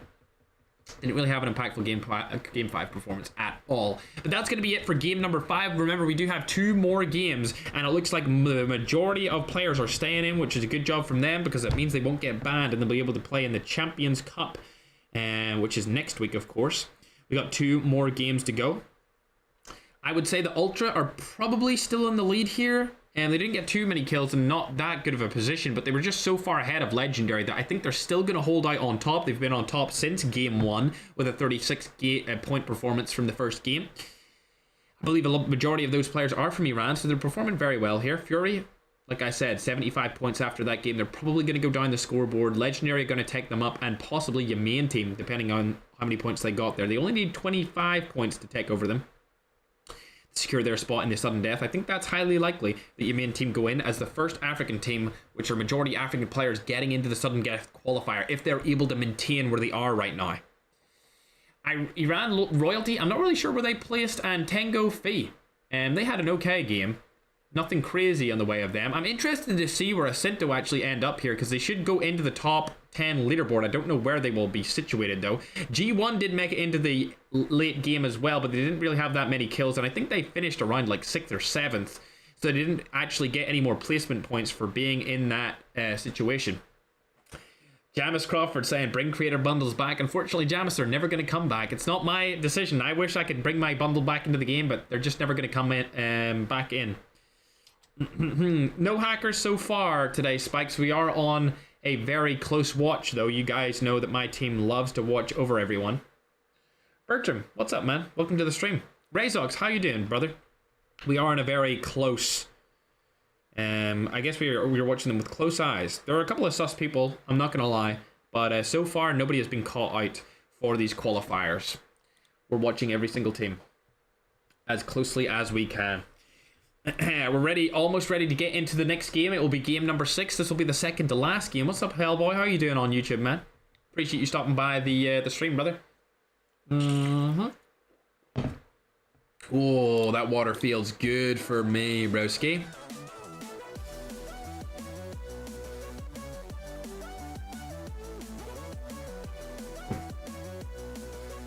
Watch Eric, will do. Amir, will do. We'll check out Ultra in the next game. They are in the lead, so they have been performing very well. We'll have to see after this game, however, if they are still on the lead. I'm not sure about that. Madman says we're going to start this game in 1 minute. There's 94 people in. It looks like a couple of people have dropped out, leaving their teammates behind. One of the inner rosters, and it looks like Fulcrum's teammate has went MIA. They're currently suffering with power issues. They told Madman the Fulcrum team has power issues right now. Unfortunately, that just is what it is. And they're still reviewing results. As soon as they're done reviewing the results, that's actually a sick profile picture, chat. This one's fire. Look at that. If Jekko Sharp doesn't get himself ready, he might actually just get eliminated. Alright, good to go. We're getting into the 6th game. Next game will be the finals, and I have the brand new scoring system ready for you guys to put onto the screen. As you guys can see here, it will pop up on YouTube first, and then it will go over to TikTok. If you want to watch horizontally, you can do so on YouTube, but if you want to watch vertically, you can do so on TikTok. Game 5 scoreboard up on the screen right now. As you can see, Ultra still in the lead. In our legendary pass, Fury barely there, only by 7 points. Fury still in the sudden death qualifiers, and your main team make it straight into sudden death here, so they need to maintain or go even further if they want to qualify for the finals. This is the closest we've seen a qualification stage this late into it the entire week. And it looks like Uncut Esports do drop down 2 slots there, actually, as Scylla overtake them as well. Tango Fee go into 7th place, and it looks like a Zeno have went into the top 10s. CIC Main finishing in 9th place, G1 in 8th. This is close. Ultra definitely have a good lead here, though. Between 2nd down to 5th, there's only 19 points in it. The gap is widening, but not by a lot. Between those middle of the pack teams, the only team that's really kind of safe and is going to get definitely into the sudden death qualifier will probably be Ultra with their 97 points. As you only on average to get into the qualification sudden death stage need 93 points on average, so they should make it.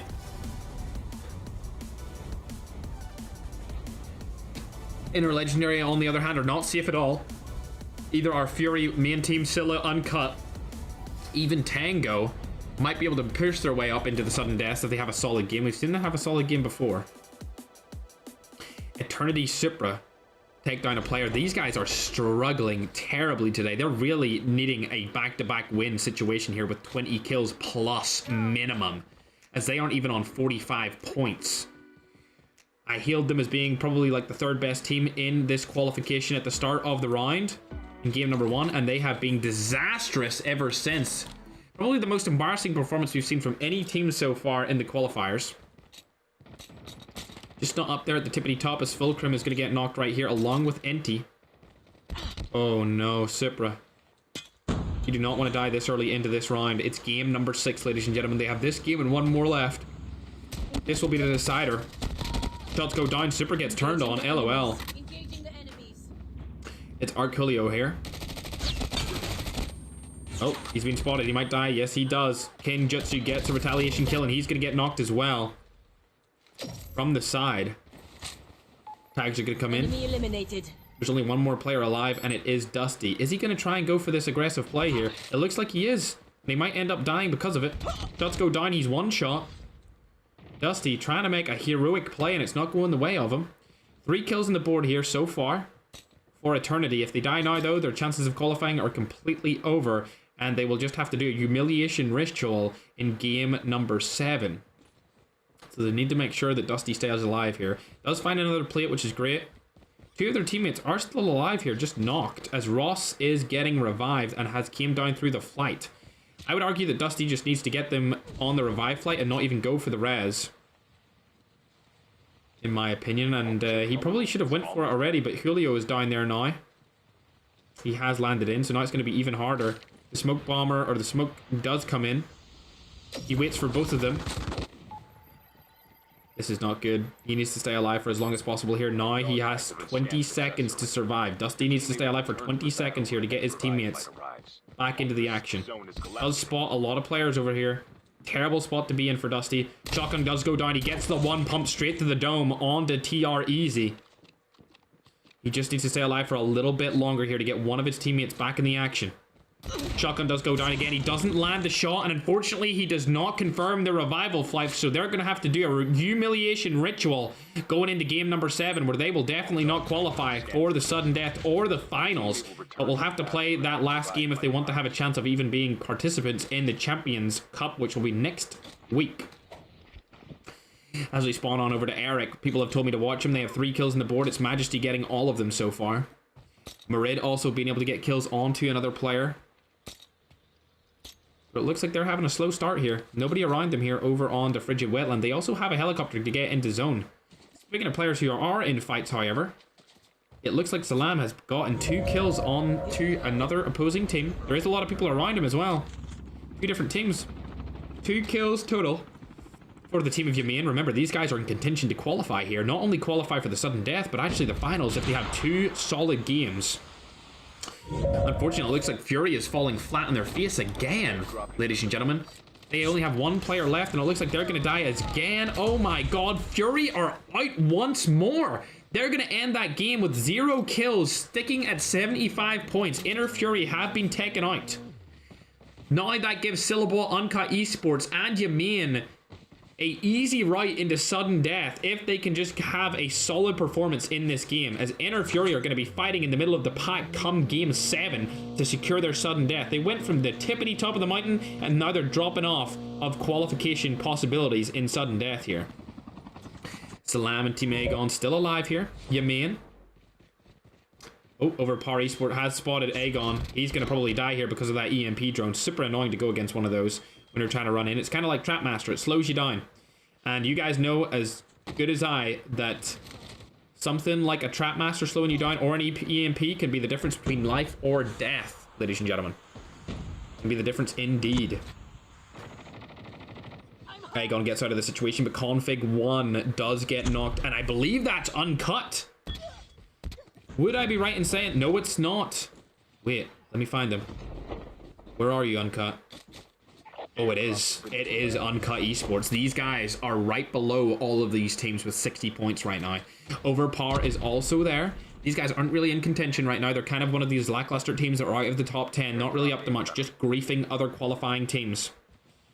Oh, players have been spotted. Jason. I believe his name is Jackson, actually. Hudson sees him. Hudson gonna land shots here. Oh my god, what a transform shield play. Hits the transform shield, shoots through onto the car. Jackson is probably gonna get eliminated here by Hudson. Never mind, Barrock's gonna actually be pushing him instead, and the smoke bomber comes through. He's not able to land any of the shots, and Hudson goes down. He did do a good play there for a second, but unfortunately, they're gonna get absolutely annihilated. Kaden, the last person alive on this team for Uncut Esports. Trying to stay alive for as long as possible. Going to go for the tags later on. He does have Igniter, which isn't really that good of a class to use in a tournament, in my opinion. Aegon able to pick up a kill over onto Marid. We'll hop on over to these guys, see what they're up to. They are also outside of the zone right now. They do have their players coming back in a revive flight, so they're going to get all 4 revived, which is great for them. They want to stay alive as long as possible here with their 3 kills, as remember, Fury did die. Fury are gone. 75 points still remaining as their total. They had 73 points 2 games ago. They've only got 2. 1 point per game average. Terrible for them. Iranian Custom still alive here. Last player on their team. They don't have anyone coming back in a revive flight either, so they're looking terrible right now. It looks like Team 22 didn't even decide to join, as they were getting, I would assume, embarrassed. Bandon's gonna have to ban them. Unfortunate for them. Titan does fall here, and that means Uncut Esports is out of the qualifications, I believe. They did get a couple of kills here. They're probably going to sit around 63 or so points. So they are out of it. Syllabot, if they're alive, this would be the perfect time. They are. So Syllabots are alive. Your main team is still alive. This is what they needed to qualify right here, to get into their sudden death qualifiers. Inner Legendary still up, though, and kicking. So they're going to secure their finals position off this game, I believe. Especially with Fury's terrible performance there. Missile comes through. Shots over from the side as well. Legendary are going for the plays. Do they know who they're around, though? Do we know who they're around? Oh, it's Scylla. If Scylla are able to eliminate Legendary, they would be in an amazing position. And they are going to go for this rush. Surely they go for this play. Throw even more nades over behind that little building, as one of their players are going to get revived, and they're going to get landed on from behind. Oh my god. What is that third party? Jumping off the helicopter to push on the Syllabot's team is crazy. Rossi able to get a retaliation frag here by also getting a kill as well. And it looks like, wow, Syllabots get annihilated with Legend Uski getting out of the situation barely. Does he even have a snowboard? I don't think so, because he's not using him. And it looks like Inner Legendary are going to retaliate by third-partying that team. Ross now being the last alive. So this went from a great position for Syllabot and a terrible position for Inner to now being a good position for it. And never mind! Inner got third partied as well. They're going out of this situation too. And Eric from Ultra is trying to get a kill onto Rashari. The third party comes in, a fourth party comes in, and now we're on a fifth party from the top leaderboard team here. All of them fighting for the best position in the zone, being the top of this hill. Oh my god. Every team gets out alive. But damn, that was a lot of damage being done by multiple different rosters there. Scylla gets out. It looks like the other roster from Tango gets out. And Inner Legendary also get out for now. Let's hop on board with another team here. As you can see, Inner Legendary reviving all of their players back onto the map. I don't think the other teams will have such a luxury. Thanks everyone for following and subscribing. I appreciate it, guys. Yep, Legenduski, the last alive on his team. Everyone is still up on that high ground. That was a terrible place to die because there's going to be a team that stays up there the entirety of this map. And I think Legenduski is going to have to play for placement as opposed to playing for kills. He's not going to be in a position to do that. As Scylla need as many kills as they can get. 63 points coming into this game. They're sitting at 68 total right now, right behind Inner Fury. Only 7 points behind them. That was a bad situation for them to get themselves messed up on. Ultra still confirming their way into the finals right now. 4 kills so far, 4 points on the board for this game. Only 12 teams remaining. Shots are going to go down onto Easy. He gets the knock, instant knock from Eric. Great accuracy there. 5. Enemy eliminated. Damn, he sounds crazy. I've never seen that character actually talk. I didn't even know what he sounded like, but he sounds like a Sigma. Holy. Bro adds aura to the skin with that character voice.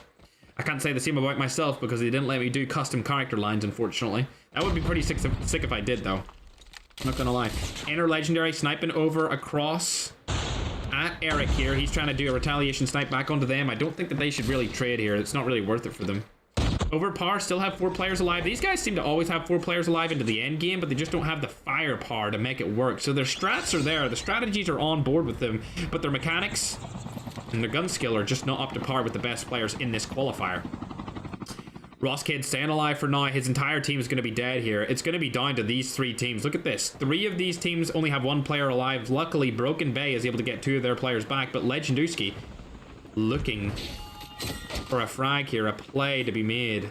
All of his teams are going to be eliminated. He cannot get those tags at all, and he should not play for them. Ross Kidd does get Easy back in the game, so now they have 2 players up. Legenduski is the only team, I believe, with 1 player left alive now.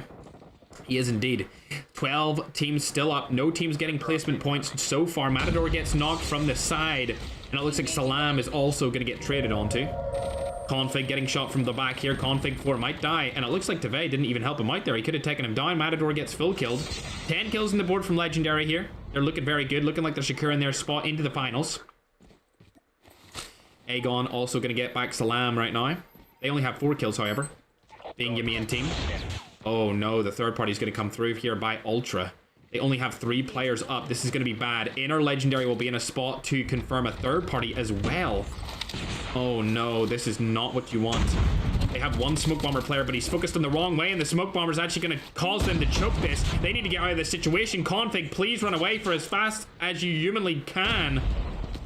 Inner Legendary are helping them out here with a little bit of a third party. They are actually helping out Config 4 stay alive. This is good. Salam is back in the revive flight. 5 kills on the board. Config, you need to stay alive. He's going to get knocked here, and now it's all down to Salam to stay alive for as long as possible. This could be a disappointing performance if they don't get any placement points here. Gonna get some guns, which is going to be good for Salam, but unfortunately these guys are going to get eliminated very quickly if he gets spotted by anyone.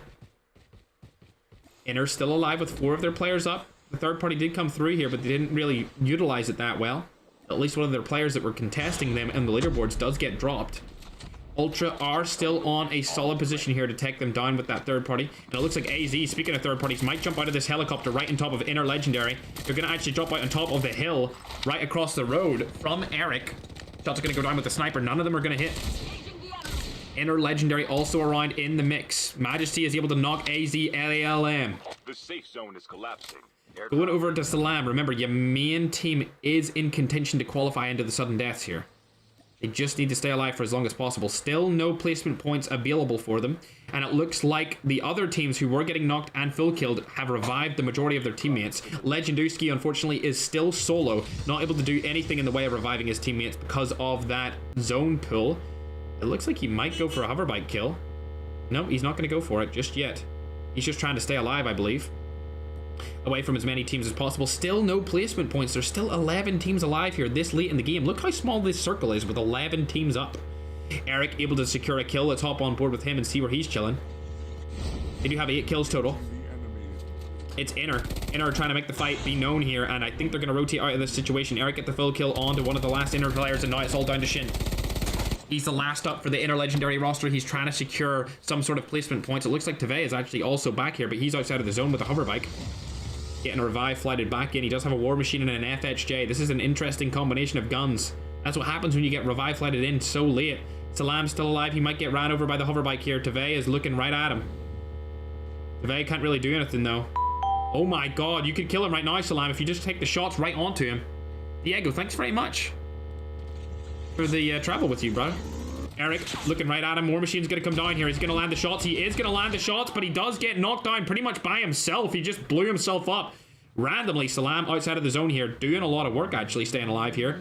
He just needs to stay alive for a little longer. Still 11 teams left up. No placement points so far. He gets his entire team back into the zone as well here. Thanks again, Diego. I appreciate it, man. Much love, brother.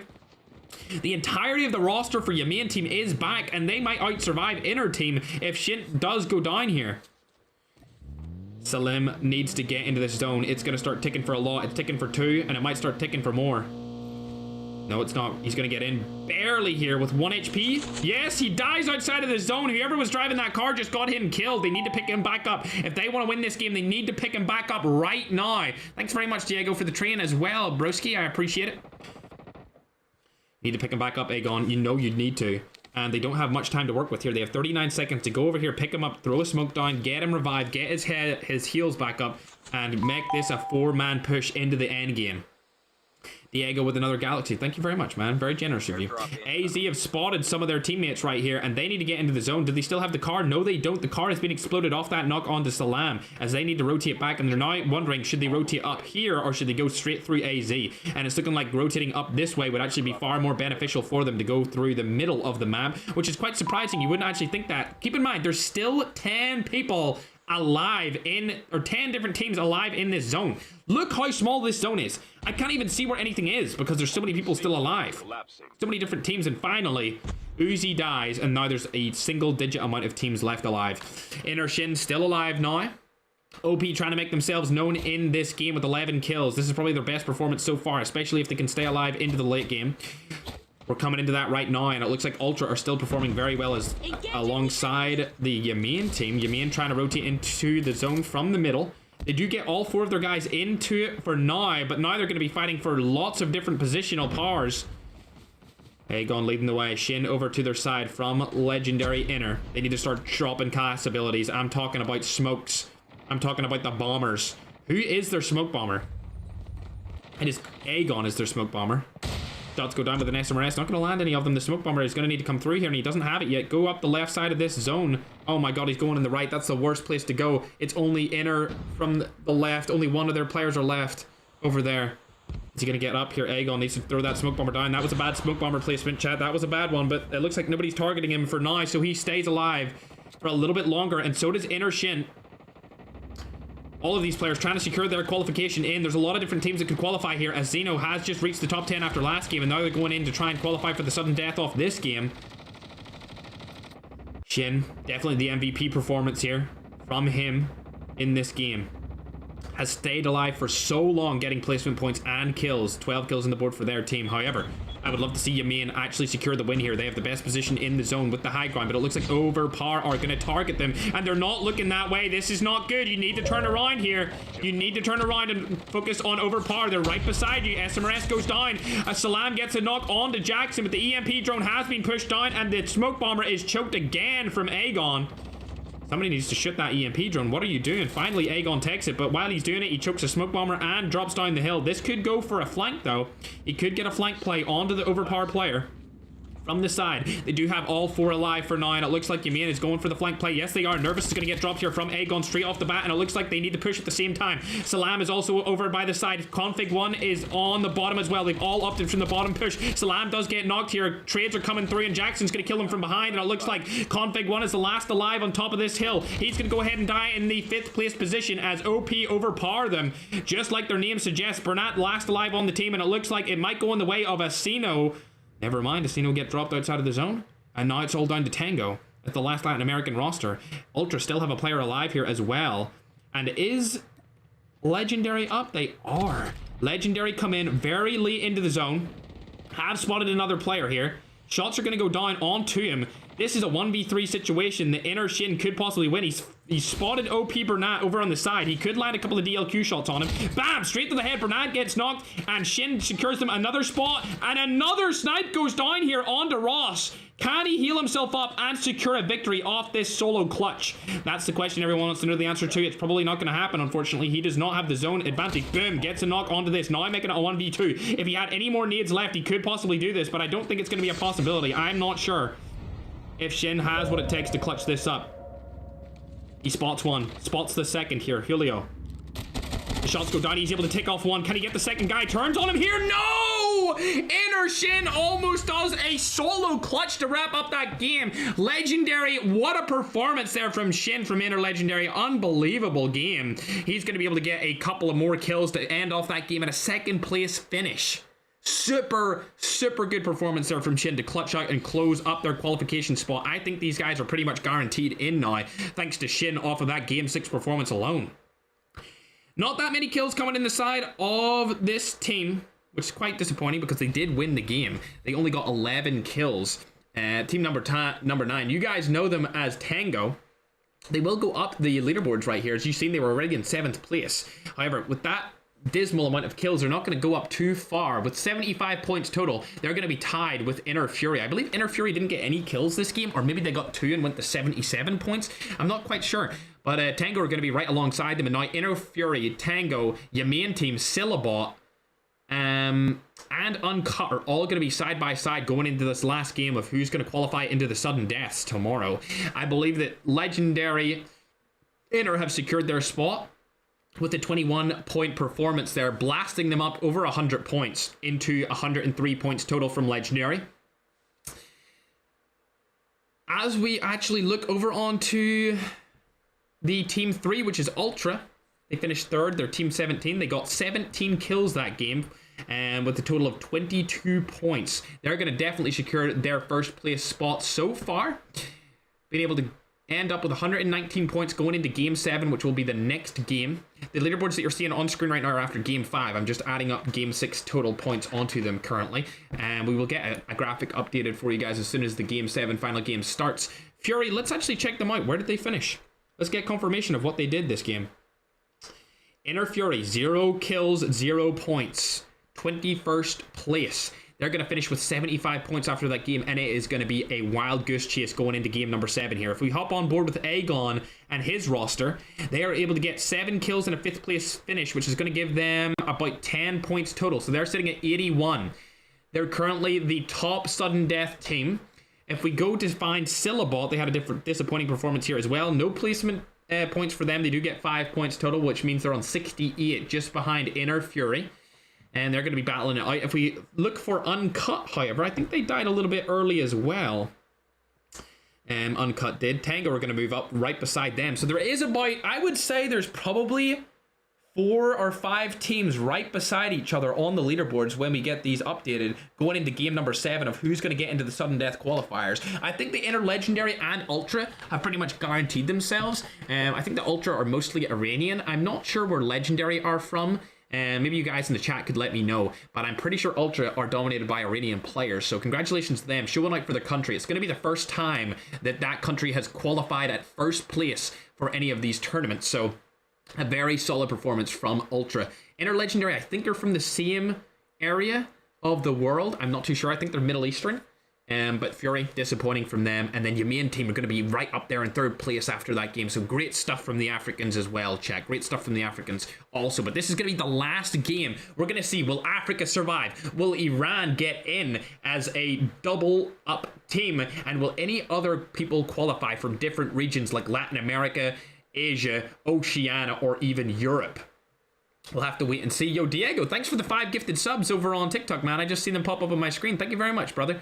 Very generous of you to do so many different things in that game. Thanks for the drums as well. I couldn't call it out because I was in the middle of casting, but I really appreciate it, man. Much love, bro. We don't have that many subs over on TikTok, so every little helps, man. I appreciate everyone who subs on the TikTok page. We have about 1,500, 1,600 members on YouTube, but we only have about 100 subs over on TikTok, so thanks for everyone that subs up, and if you follow, I appreciate that too. Good luck in the final. What's up, Razox? How you doing, man? How did you like that team switch this week? Seemed to work out quite well for you.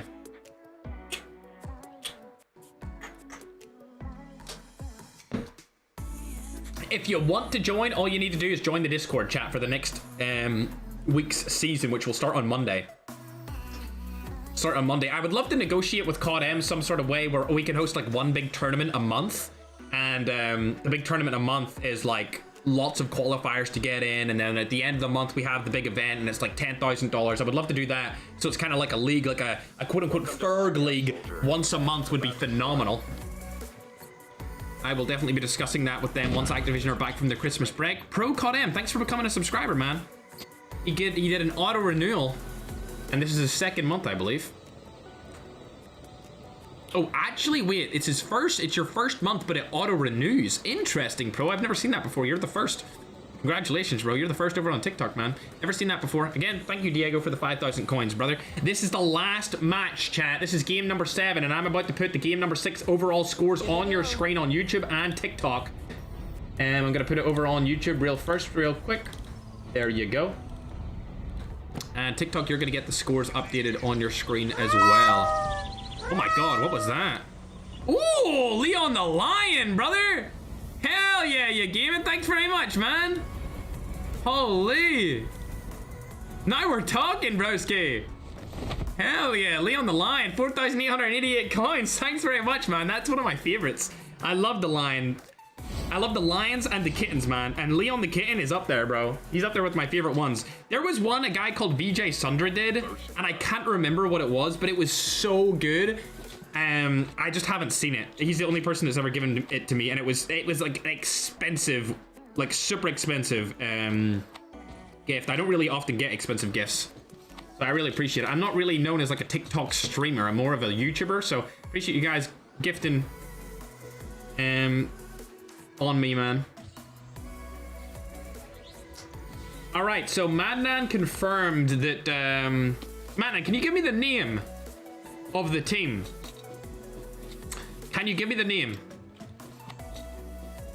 Chat, there was a team that was very sus going into a lot of these games earlier, and they actually left after they were called out for their suspicious activity. And I believe, I'm waiting for Madnan to confirm. Okay, they have been banned. So Team 24 TPAB have been banned. Madnan says they were very suspicious of hacking, and when they called out, I believe they might have called them out privately, they all just left instantly. So Team 24 were definitely cheating, and they have been eliminated from the competition and banned indefinitely from previous or future events. Good job to Madnan and the moderation team. It seems to be a common occurrence here. That it just seems to be whatever position COD Mobile is in currently, there seems to be a lot. It's either for dipping or for hacking. They were sus. Madnan says they were definitely extremely suspicious, and they ended up leaving after game 6. So they get banned either for dipping or for cheating. Either way, they are out of the competition regardless, and banned for the next one. Unfortunate for them. Let's go ahead and pause the music and get into it, chat, as we go into game number 7. I want to see the scoreboard, however. I haven't actually got it on my screen right now because I was calling all of that out. Let me see game number 6 after the scoreboard. So at the top, we have Ultra with 119 points. And it's a phenomenal performance from them over on the Iranian side of things. But if we hop on board the Aegon, they should be in a fight right here. So I'll leave you guys with them as I call them out. I'm looking for a team that's fighting. Okay, there we go. We got the Iranian Customs team. They've landed with a Zeno this whole tournament so far. Collapsing. And it might stop them from qualifying. So we got Ultra at the top with 119.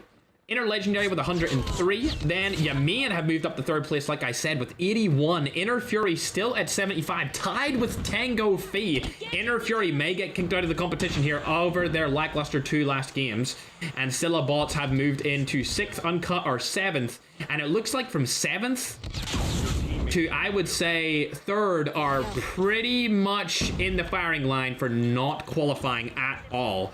I think that we just watched Iranian Customs team get eliminated from the competition. They were 10th place, and now they're going to go fall out of top 10. Unfortunately for Iran Custom, he is eliminated with his entire team. Unlucky performance from those guys today. Unfortunate it is, but if they want to keep practicing, maybe they will win one in the future. They just kept landing with this team. These guys are both 9th and 10th. Zeno, or I think it's Azeno Pita. I think it's A-Z-E-N-O. I don't think it's A-E-N-O. I think it's a Zeno Pita. Have been landing with the Iranian Customs squad this entire event, and they have been battling back and forth, killing each other off spawn, which has actually hurt both of their performances. You'll probably see something like this in the finals as well. If you get landed on by another really good team, you're probably not going to win the entire event because you have to spread up loot between 2 teams, and you also take casualties either way, depending on which team is better. But they're going to stay alive for now. Whether or not they will qualify into sudden death really comes down to if they can get a lot of kills here. Glad to see that Dusty's still getting kills, however, as they are definitely not qualifying into the finals. A super bad performance for Eternity here today. Don't really want to talk too much about that because I've already roasted them for being an embarrassment compared to last week. Yamin team, the team from Africa, they have 81 points right now. If they have a superb game, they could qualify straight into the finals. But if they have an okay game, just an okay average game, will solidify their spot into the sudden deaths, which do take place tomorrow, where 3 teams do get into the finals from the sudden death qualifiers on Friday. Eric from Ultra also getting a couple of picks here as well, but it looks like Aegon and the boys need to confirm this squad wipe. They need to get them down. Config is going to get knocked right here, which is terrible for them. They only have 3 players left. Salam is going to get targeted from the side. He might be able to get a retaliation kill play onto another player. Aegon's going to get knocked, unfortunately, and now it's down to Config 4 and Salam to make it out. This could be their downfall. Remember, it's the final game. It all comes down to this. Will Africa have a qualification team in the finals, or will they get eliminated? Will they get into the sudden deaths as well? That's the question. Shots are going to go down right here. He's going to be able to land 1. The other player's probably going to rotate in from the side. You need to get that kill, and he does not confirm it.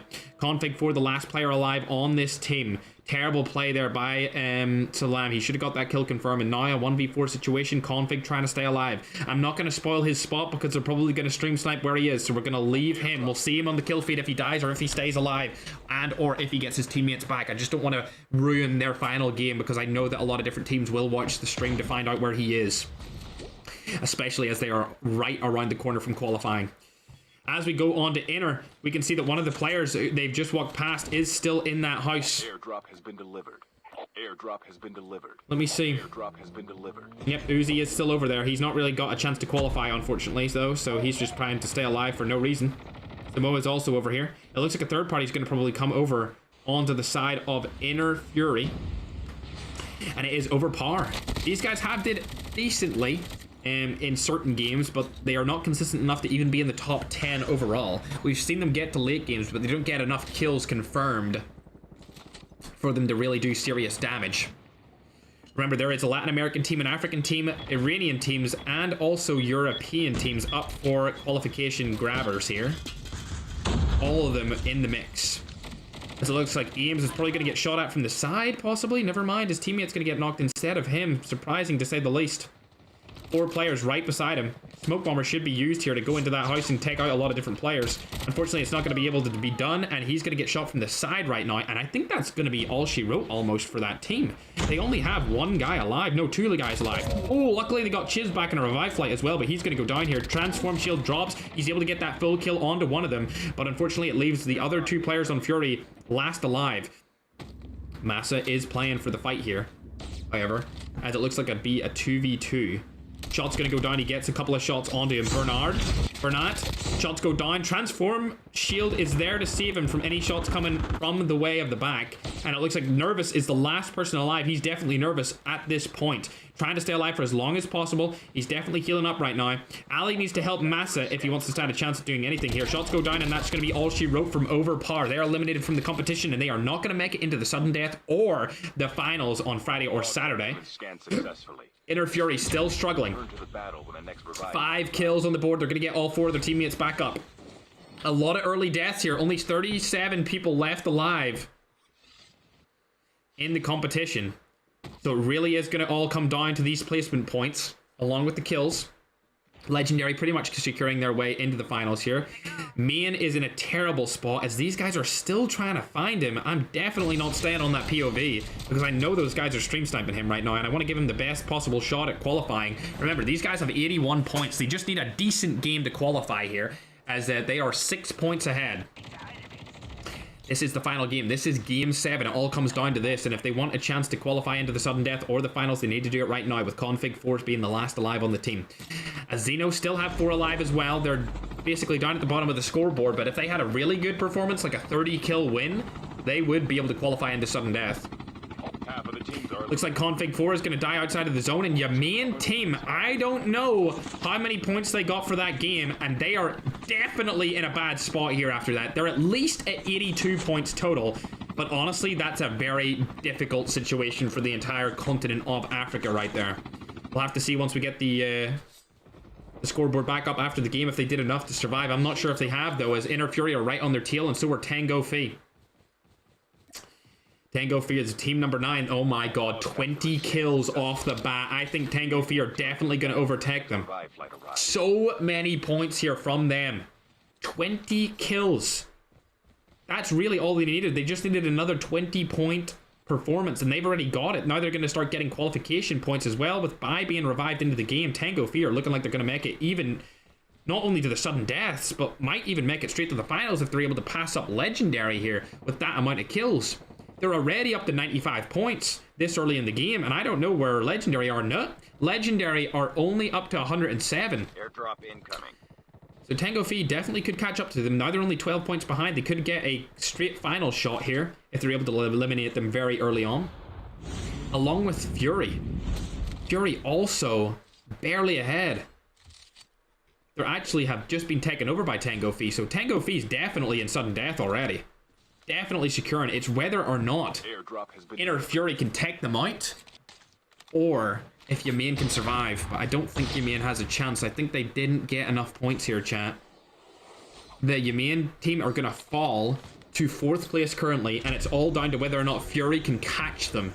If Fury die very quickly here, they will not qualify. But if they stay alive, there's a high chance they take over main. Especially since the qualification points are going to start coming in for the placements. It looks like Tango still have all 4 of their players up with 20 kills. They're looking good getting into the mixed zone. This is a very sparsely populated zone in this last game here. Game number 7. It looks like the majority of the kills were taken up by Tango off spawn. Look at that. 20 kills so early on in this game. And a lot of single players are still alive, just trying to survive by themselves. As it seems like Xeno are still getting fights in here. Yes, they are. Shots are going to go down there. They're going to be able to get a knock. But Elio is confirming another kill. Oh.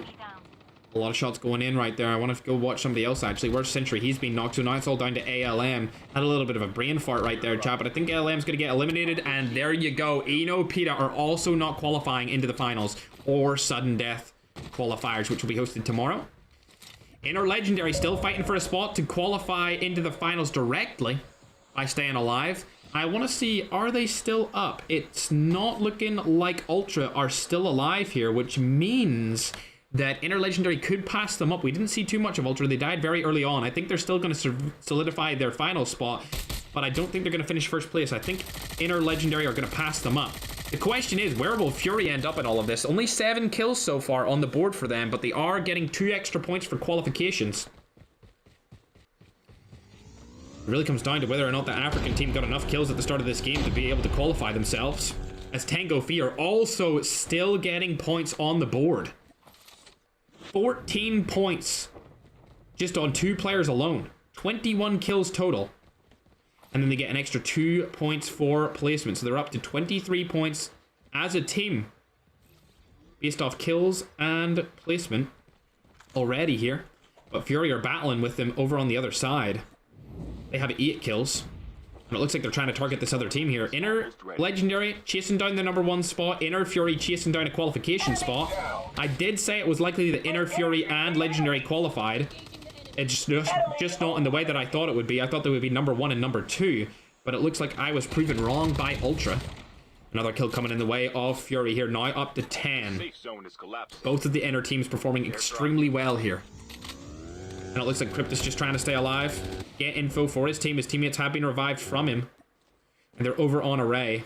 It's unlikely that they do anything worth talking about here. So we'll stay on to the teams that are likely to qualify. Being Tango, Inner Fury, and Legendary. All 3 of them still alive. Fury and Tango are the ones fighting for a qualification into sudden death right now. Legendary are fighting to be the first place team. As these guys have 22 kills on the board. G1 are also in contention to get a sudden death qualifier, but they only have 2 players left, and they're so far down the leaderboard they would need like a 30 kill win, and that's just not going to happen. They're not going to get 40 points from this game alone, unfortunately. Tango rotate into the zone. They know they just need to stay alive now in order to qualify. They're trying to get into the top 5 to get more placement points on board. I must admit there are a couple of bad teams still alive, so they could probably farm them, and I think that's what Inner are going to do. They're going to farm these worst teams.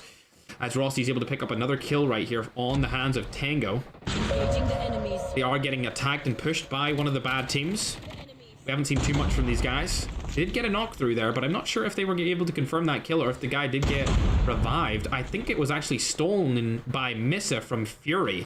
The knock is taken off their hands as Inner Legendary are also in a fight here, up on top.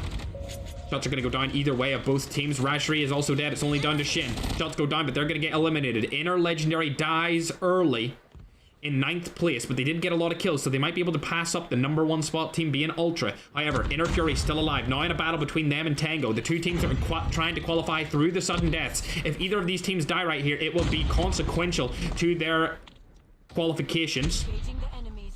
Looks like Ali spotted by over there behind the transform shield, but he can't land a shot. Ninja goes down. Chase is able to pick down Ross with the SMRS. A lot of shots are going to be fired over in the way of this team. Tango now in a difficult situation. Inner Fury targeting them heavily. Their final players need to rotate out of that situation right now. Julio's going away, and another player is trying to get out with a snowboard. They just want to get as many qualification points as possible through placements now, as their teammates are getting obliterated. Julio, still alive. Easy as well is up for now, but they're probably going to die outside of the zone here if they don't die by that team themselves. Shots still going through. Easy's trying to die from the zone instead of giving points to the other team. He does get that in. Never mind, he goes for the rewind instead of getting the play on, which actually just gave them another kill. Terrible for him. Julio does make it out. Almost ready. There is only 8 teams left, so if he can survive a couple of more placement points, he will be able to get more points on the board for this roster. And they are fighting against Fury here to make that a reality. Fury still have all of their teammates alive with 15 kills. They're looking like they're in the best spot to win this game and go straight up the rankings. With the poor performance in Game 5 and 6, they definitely could capitalize on it here and secure a sudden death qualification, or even maybe possibly, if I check the scoreboard right now, they were at 75 points before this. If Ultra got no points, it would still take them 34 to catch up. Actually, it would take them 44 points. So I think Ultra are completely safe from Fury's grasp. And with Legendary's good performance, I think Fury are really just fighting against Tango here, and they need to take down Julio in order to qualify into the next one. Ackman is in the finals already. Yes, he is. Absolutely. If you guys haven't already followed or subscribed, make sure to do so on both TikTok and YouTube. I appreciate it. Can we see if Julio's still alive right here? He is alive and well. He's going to go behind this rock right now. I don't know if that's in the zone. It's not going to be in the zone. He has a terrible, terrible class ability. Misdirection is so bad, unfortunately, and Keel's going to be right in front of him. He needs to get this kill. He does not. He gets third party from behind. However, did he get dead after reflex or before? He dies before reflex, so he doesn't even get that extra point in terms of placement. We're gonna have to see after this game. I really do believe that Tango might have just qualified into the sudden death and put main team out of it, along with Fury qualifying as well. And Fury definitely in the best position in the zone right now. I think they're gonna take down main themselves, as Brilliant spotted them from afar. Uzi's still alive for this team, but it doesn't look likely that he's gonna survive, as Inner are in the best position with only 4 teams left and 12 players. There's only one other team with 4 alive right now, and it's one of those teams that we haven't really seen much of in this tournament qualifier, because they have not really done much so far. One SMRS to take them all down here, ladies and gentlemen. One SMRS would do it all. Almost ready. Inner still surviving here with 18 total kills. They're going to get a bunch of points off of this. So far, they're already getting 22 points total. Julieta has been spotted. Knock goes down for the Inner team, and the kills come through. That's them up to 20. Now tied with Julio's team from Tango. The safe zone is collapsed. They don't know what they want to do here. It looks like they're just going to stay alive. They do have zone control. If they rotate over towards the divot, they could go on the other side of the zone here. Use the tree and also that little divot right there that are going to go down the other side of the hill here. This is exactly what Chiz needed to do. However, there is a team already there. And it looks like the SMRS is going to go down. Knocks Cryptus across the map. Like I said, one SMRS would do it. And now that team is completely crippled. A 4v3 situation is on the cards. They're outside of the zone, and it looks like Inner Fury are going to take game number 7 with at least 24 kills on the board. Shots going down again, and they are all getting absolutely annihilated. Cryptus is going to die outside of the zone, but that kill's going to come forward to them. And now with 25 kills on the board, able to secure the 26th and a win. They're going to get 36 points off that game alone. An absolutely phenomenal performance for Fury to end off that game. They had a terrible Game 5 and Game 6, only getting 2 points between both of those games. But luckily, right there, they're able to secure the bag and get a 36 kill win, which is going to skyrocket them up the leaderboards into a qualification spot for sure. The question is, did your main team have enough kills to fend off Tango V? Or are Tango Fi going to end up taking their spot? Also, I didn't see much of Syllabot that game, which was the team that was right below them along with Uncut Esports. However, as for now, if we look on the board, you can see Inner Fury securing a 26 kill win. They're going to get 36 total points, making them 101 points. They are clear. They are into sudden death. They won't make it into the finals, but sudden death is going to be all she wrote for those guys. Team number 5 do finish in that second place, but they don't really matter to us because they're not qualifying anyway. However, Team 16 is interesting. We haven't seen many of those guys before. If I go onto their name, it is Iran Royalty. They did get knocked out of the top 10 before, but they'll probably be back in it after that performance. They won't qualify, however. Going down again and again, we see G1. They're not going to qualify either. Tango V are in 6th place. They get 2 points off of qualification placement points, which brings them up to 24 total points, which would put them at looking like 99 total points here. If we go down to Yamin, it's not looking likely that they're going to be able to survive. Of course, Legendary Inner are sitting at 9th place. They get 2 points for the placement points, which means they get 14 total. Legendary are going to go up to 117. Going further and further down, I'm looking for Ultra here. I still don't see Ultra on the board. Where did they end up landing? Ultra were right down at the bottom, apparently. Am I blind? Yes, they were. 0 kills in that match for Ultra. They're going to get absolutely no points. Barely leading. And they beat Legendary by a little bit. Only 2 points beating them by. Looking over to Syllabots. They are not going to qualify with a 1 kill, 21st place position. And unfortunately, I went past them for a reason. It looks like your main team only got 3 points that game, leaving them with 84 points total. And because of Fury's furious performance, and also Tango Fi with a very solid last game, getting 20 kills total, I believe that your main team has been eliminated from the competition. And I currently think that it's going to go in the way of Ultra first, Inner Legendary second, Inner Fury third, and Tango Fi in the 4th spot.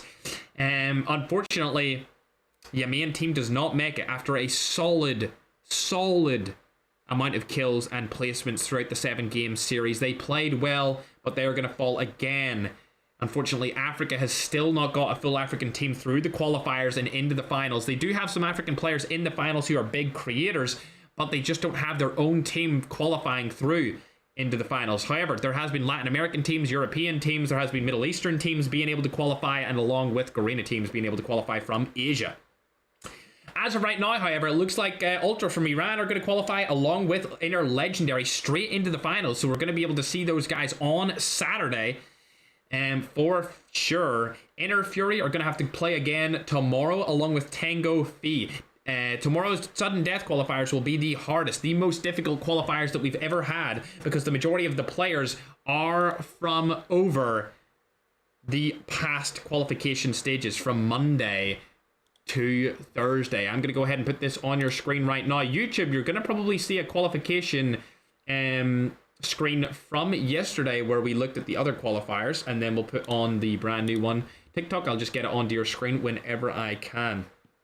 For some reason, it's not loading. There we go. We're good to go. This was the top 4 from yesterday, as you can see. And now we're going to put on the top 4 from today. Day 4. Team Ultra, get in at the number 1 spot, like I stated. And it looks like it went the entire way that I thought it would. For you TikTokers out there it is on the screen right now. Qualifiers day 4. Ultra come in with 119 points. Legendary come in with 117.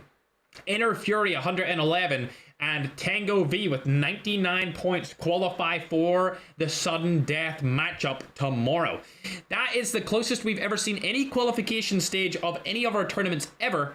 It looks like there was only 20 points between 4th and 1st, and way less points between 3rd and 1st right there, being only 8 points between the 1st to the 3rd place, which means any of those guys with one bad game performance could have been put either into sudden death or qualification. I would say the Inner Fury kind of threw a couple of games right there towards the end, which actually knocked them out and put Legendary up above them. We've seen this happen before in qualifications in the Contender Cup. Legendary go through first, and then Fury go through the qualifiers second, and they manage to get in later on in the week, which is a possibility tomorrow if Fury play well, because there's 3 teams that will qualify tomorrow. 3 total teams will qualify.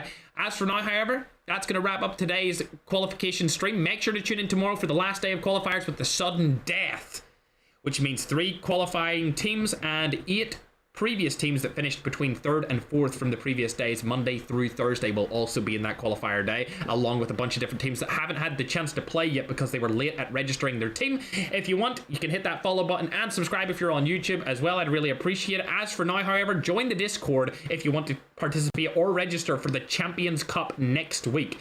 The Champions Cup will end off this triple series of events back to back to back where big creators go against the community. So if you're interested in qualifying for that or registering your interest, you just join the Discord, discord.gg/FergFam. It's linked on my TikTok bio, and it's also on the pinned chat for the YouTube channel.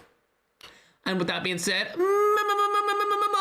mods, great work today. We'll wrap things up there. Make sure to live your life with purpose. Do something that will help you mentally, physically, and financially with the rest of your day. Or you can join me here later on in the day to do a TikTok stream where I'm going to try and use every sniper. I'm still feeling at it. It's honestly getting quite embarrassing at this point for me to try and use every sniper in the game. I can't lie. It's just so difficult for me. But either way, as for now, if you're one of the teams that want to see the top 10 leaderboards, they will be posted into the chat so you can see if you got top 10 in the qualifiers or not. However, what really matters is who got into the finals day and who got into sudden death. As for now, I've been Ferg, love y'all, and I'll see you guys in the next live stream later today, my little scrumdiddlyumptiouses do. Hope you have a great rest of your day, guys. Peace out, my broskies. My little scrumptious diddlyumptious follow. Subscribe, subscribe, follow.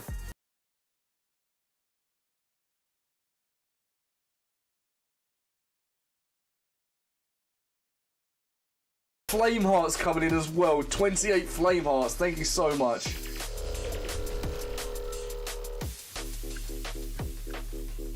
Very kind of you.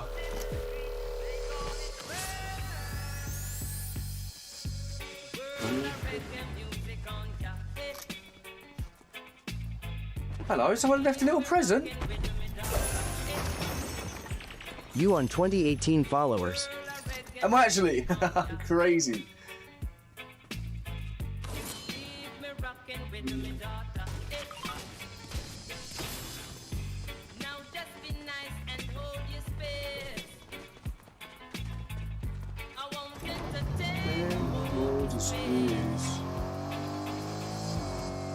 Yo, Unfair, how you doing, mate? Welcome back. We're 75,000 likes as well. Mate. It's ridiculous. I'm going to be doing a different challenge later as well. 323 new followers. This stream is crazy. It's actually crazy. No, Alpha Knight, Axe Knight, that's the only message I've seen for a little while, mate. Let's go, you said 5k likes, big up Britain. #1 liker in this chat.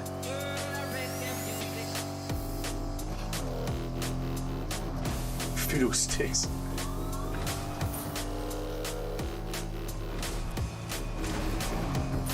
Not seeing any change on the leaderboards. So it's very competitive up there, very competitive. Fraser, what time you live later? I'll be live at about 9 o'clock, 8:30, 9 o'clock.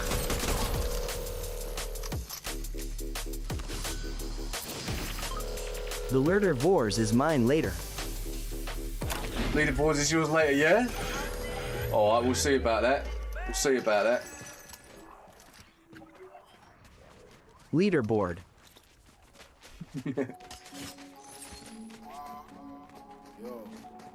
Hang on, this song ain't really stream friendly.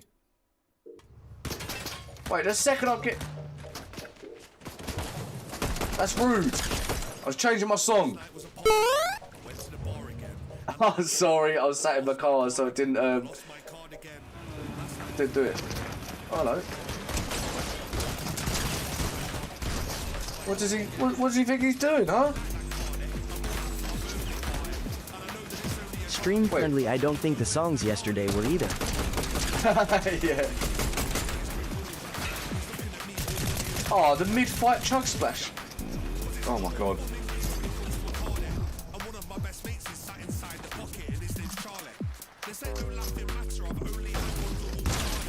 Chatty.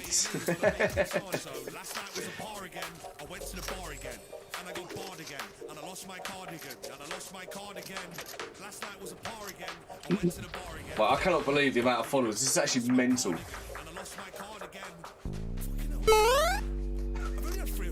Becky, thank you very much for the follow. Welcome in. Bro copied laser beam. You know what? I didn't actually do it intentionally.